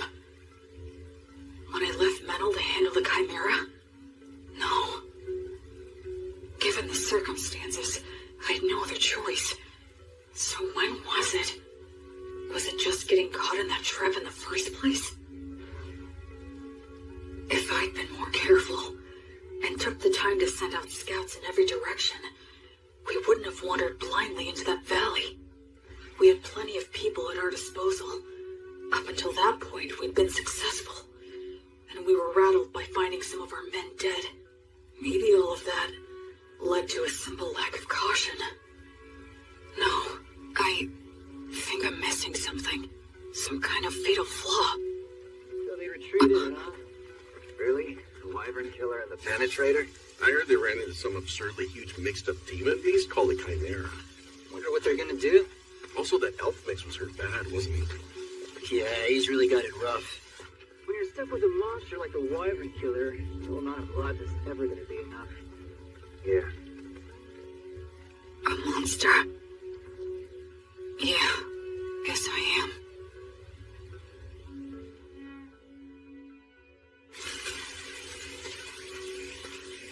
It wasn't my battle tactics that were wrong. It was my estimation of our strength. I put my trust in Menel. I just believed that he'd always have my back. That he could keep any enemy in check for me, no matter what. I thought he could handle that much. But I ended up coming extremely close to getting Menel killed out there. I just decided on my own that he was my friend. And in my innocent naivete, without even thinking, I set him up to face dangers that he wasn't ready for. Hey, Will, over here! The Antonio. We got your message and rushed right over. And also, Anna will be coming and is due to arrive here with the priests later on. I see. Hey, Will, know what? We heard you saved Menel's life earlier. I can't believe it! You ran into a beast as impossibly tough as a chimera, but you still beat an insane number of magic beasts and even saved Menel's life! You really are absolutely incredible! I doubt that Menel and the others who have been stuck with me would agree with that opinion. Huh? I'm going to see him. But Will... Wait, Will, shouldn't you keep resting at least a bit longer? I'm fine. I'm very strong after all.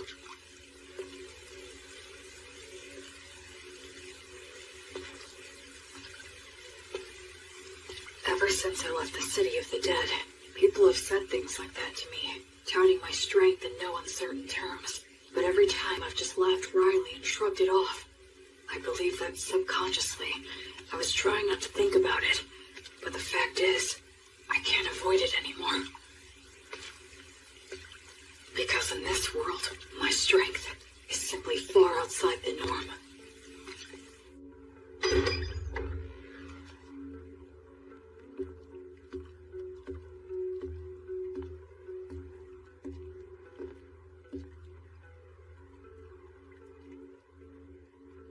This is my sin. Menel, I'll fix you up right now. Gods, please take pity on Menel and heal him. I'm sorry, Menel. I just wanted a friend who could be my equal. I wanted what the three of them had. Comrades who had each other's backs, supported each other, and respected each other. But maybe I was just trying to force that on you without even realizing it. I didn't want to acknowledge just how strong I am. Because if I did that, if I set myself above everyone else, and had to admit that I was different, then I'm scared. I'm lonely.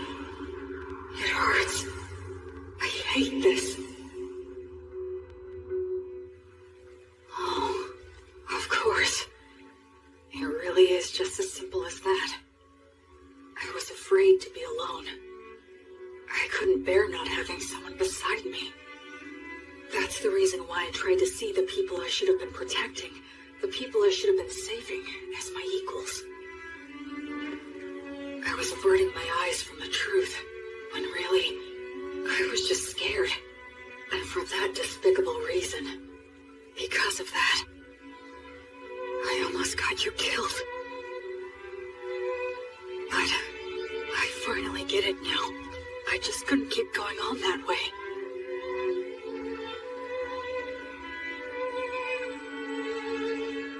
Oh, Goddess, are you here because you're worried about me? Up until this moment, I've been foolish, but it's fine now.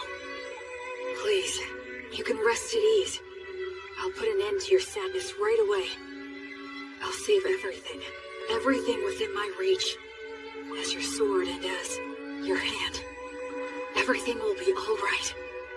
Goddess, I vow to you, I'll solve all this on my own.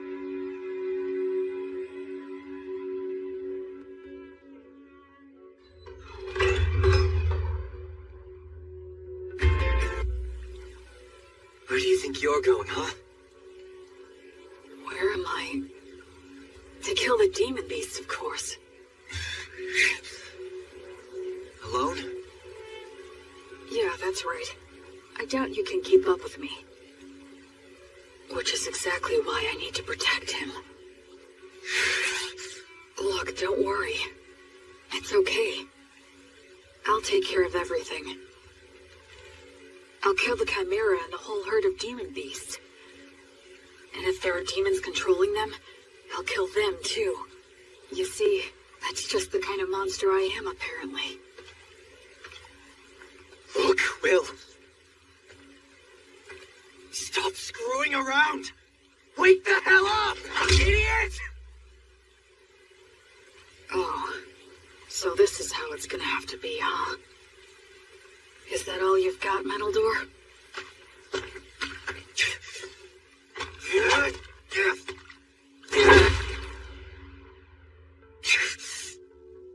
Damn it!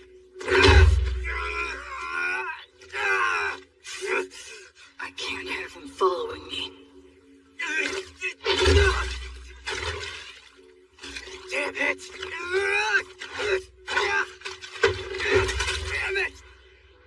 Damn it! Damn it! I guess I could just break one of his arms.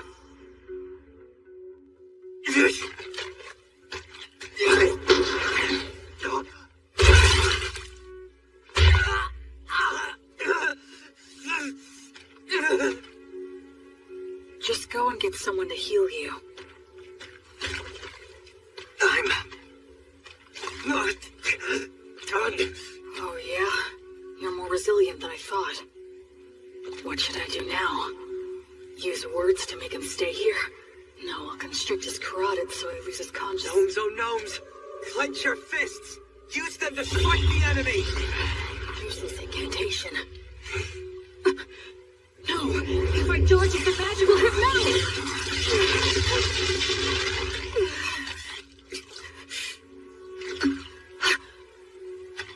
What's this crap about fixing everything alone?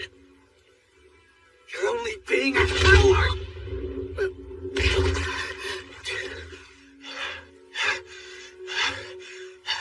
Did you really have to go that far? Huh? We were only together because of pure chance. There was no reason for you to do that. Yeah, that is true. I have no reason at all to go out of my way to stop an emotionally unstable coward who's completely lost it just because he got his ass handed to him one time. So then... Still, you're my friend. And friends stick together. If my friend goes nuts, I want to do something to help. Menno. You don't know much about your own origins, and you're clueless about the world overall. At times I've thought you seemed suspicious. But still, you're a nice person. I know you're trying to do things right and do your best. After all, you did save my life, and you saved that whole village. We traveled together, and we fought together too.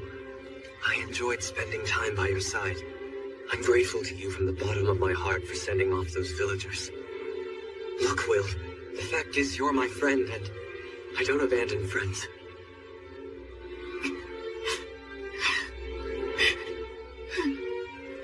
Well, you still want to fight? I surrender. I know that I'm still weaker than you now, but just you wait. I'll catch up before you know it. Menno. And soon enough, I'm going to prove that you are no monster.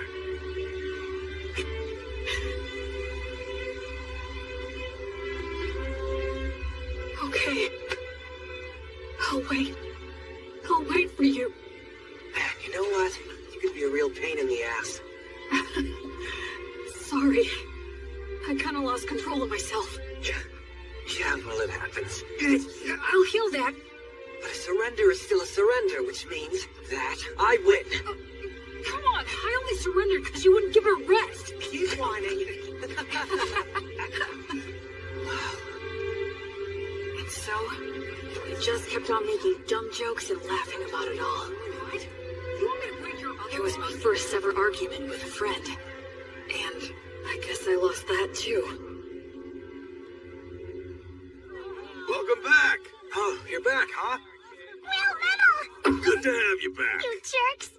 You had me worried! I'm sorry, B. Will. Huh? If you don't mind, do you think that you could please tell me just what happened? Sure.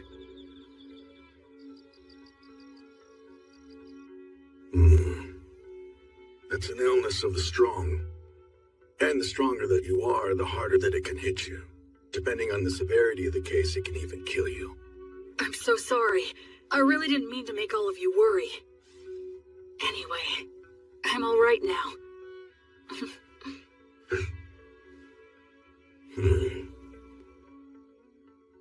You two were stuck in bed not long ago, and you were off slugging it out?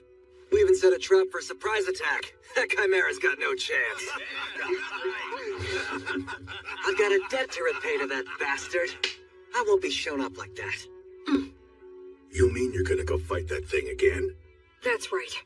We're gonna have a little rematch. I won't get beat up and just leave it at that. I'll split its head open. I mean all three of them.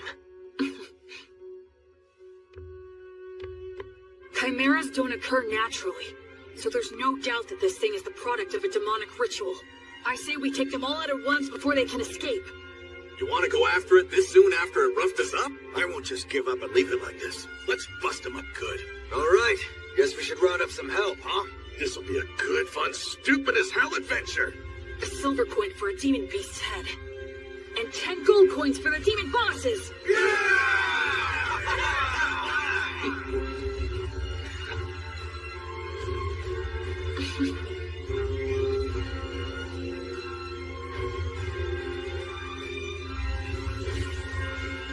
After that, we spent a few days putting a force together, sent out several rounds of scouts, and made our preparations. We didn't arrange any special tricks.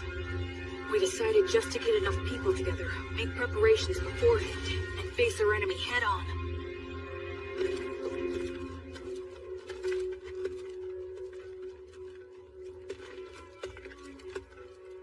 Let's set up our formation and our gear here. And all of you other priests, please support us from here. Yes, sir! When we're all ready, we'll send our front line to the battle zone!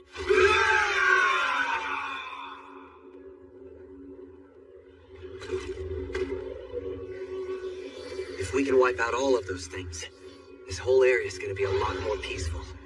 Yeah, let's do that. Huh? Sometimes you propose the wildest things so casually.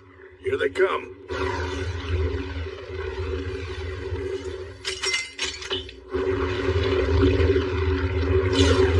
I've got your back. Thanks. I'm counting on you, Metal. I'll break you head on!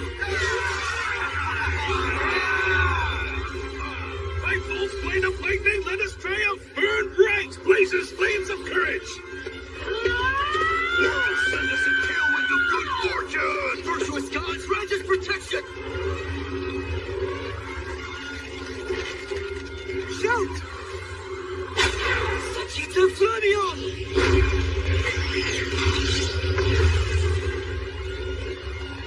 It's war. Ready! Oh, goddess of flux! Repel the poisons that rain down upon us! Let's go, Fortress Meta!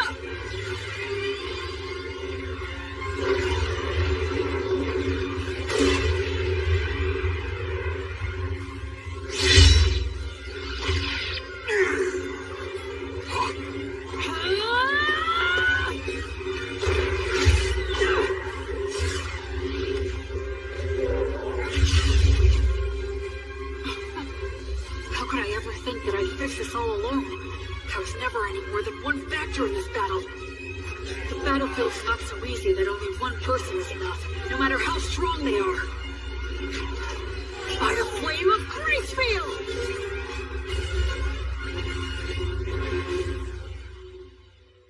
According to the reports, the campaign to eliminate the demon beasts should have started by now. I wonder, will these great wyvern killers actually be able to succeed in a new heroic feat for the bards to sing about? The temple is practically bent over backward in our attempts to facilitate that novice boy. If he fails to succeed in this enterprise, he won't be worthy of our backing any longer. Oh, by the way, Bishop, I understand that you entrusted your daughter Anna and many other brilliant priests to the Paladin to support him on this endeavor, or so I've heard. Losing valuable talent to the philanthropic exploits of a novice has been causing nothing but trouble for me.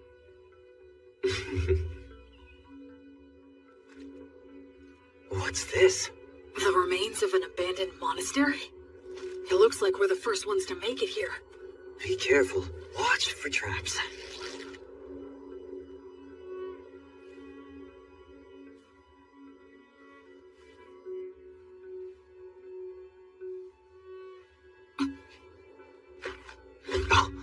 Omnia, Vanitas, Erasus.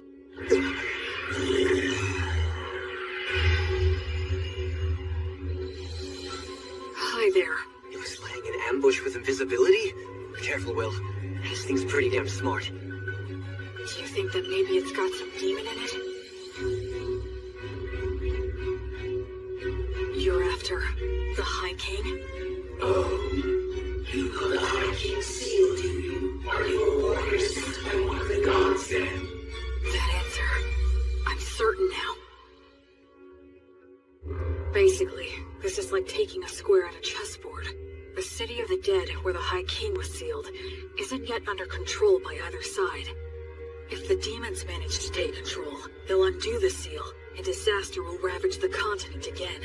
But if mankind takes control, the seal will likely become even stronger. The demons are in a position where they need to keep Beast Woods permanently devastated, and keep it in a state of chaos, destitution, and lawlessness. That's why they're commanding demon beasts to attack villages and keep the pressure on. They can't let mankind advance any farther south. They can't let people head in that direction. They can't let them think that there's hope in the south. If you consider the existence of their king, it's incredibly easy to figure out what their objective is. In the name of the goddess of flux, I will destroy all of you. Oh yeah, but wait. There seems to be some sort of mistake or perhaps a misunderstanding. A misunderstanding, huh? That's right. That's the truth.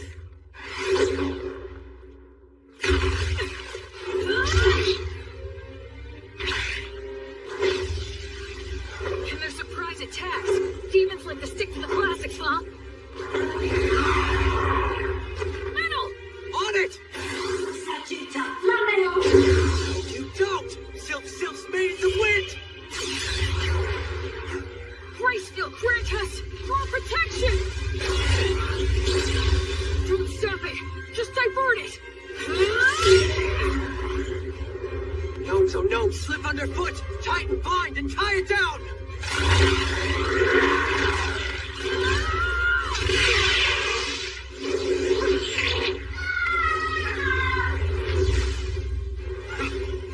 It has 3 separate heads.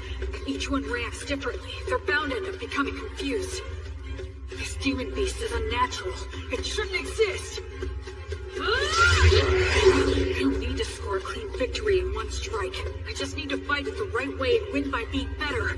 I don't need to use a flashy secret technique. I'll just use all 3 of their teachings and do what it takes to win. That's the fighting style that works best for me. Maidens of Wind! Bless this arrow with your kiss!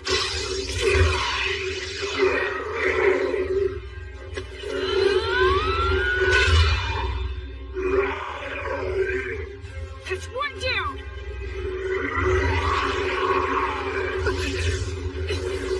You give me no choice. Although to test this dragon's power, I must use it. Dragon? This one too? Metal, step back and give me a little room. I'll strike it down now. I was raised on Mary's bread, and my arms bear Mater stigma, which means poisons don't work on me. I'm sure you'd like some glory of your own too, huh?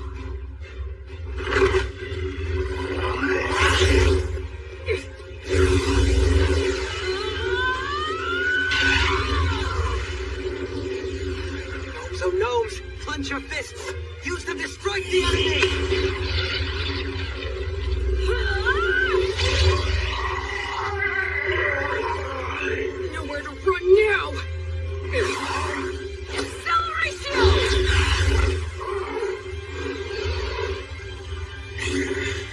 Oh gnomes! Oh gnomes! Slip underfoot! Find the bride and tie it down!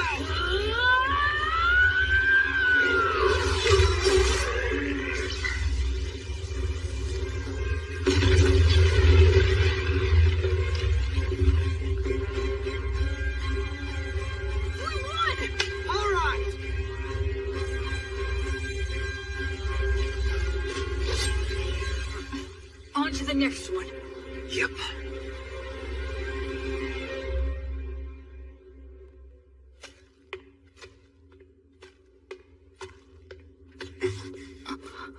Took you long enough. Greystov. I'll be taking those 10 gold coins you promised. What? No way. He beat us to it? You're kidding. How'd you do it? Came from the side.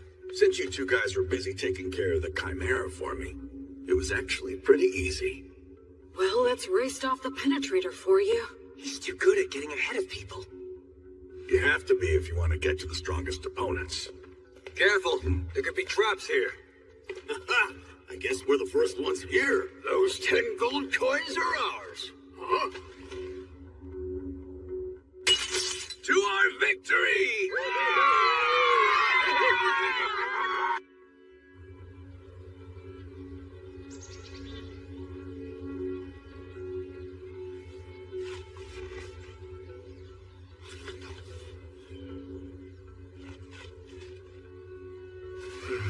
You're awfully cheery about a little sack of papers, Will. You could tell, huh? Yeah, you're grinning and caressing that paper the same way that someone might touch a woman's body. Is that the stuff those craftsmen gave you? They said they were the best of the trial sheets they made. You really are happy, huh? Well, the way I see it, these are the future of this town.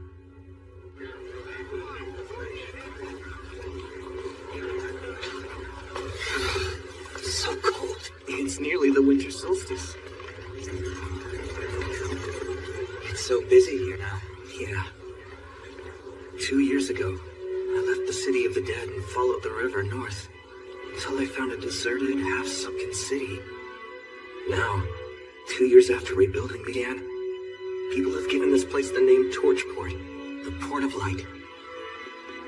Hey, Will, what did you mean when you said that paper was this town's future? We have to do more than cut down the local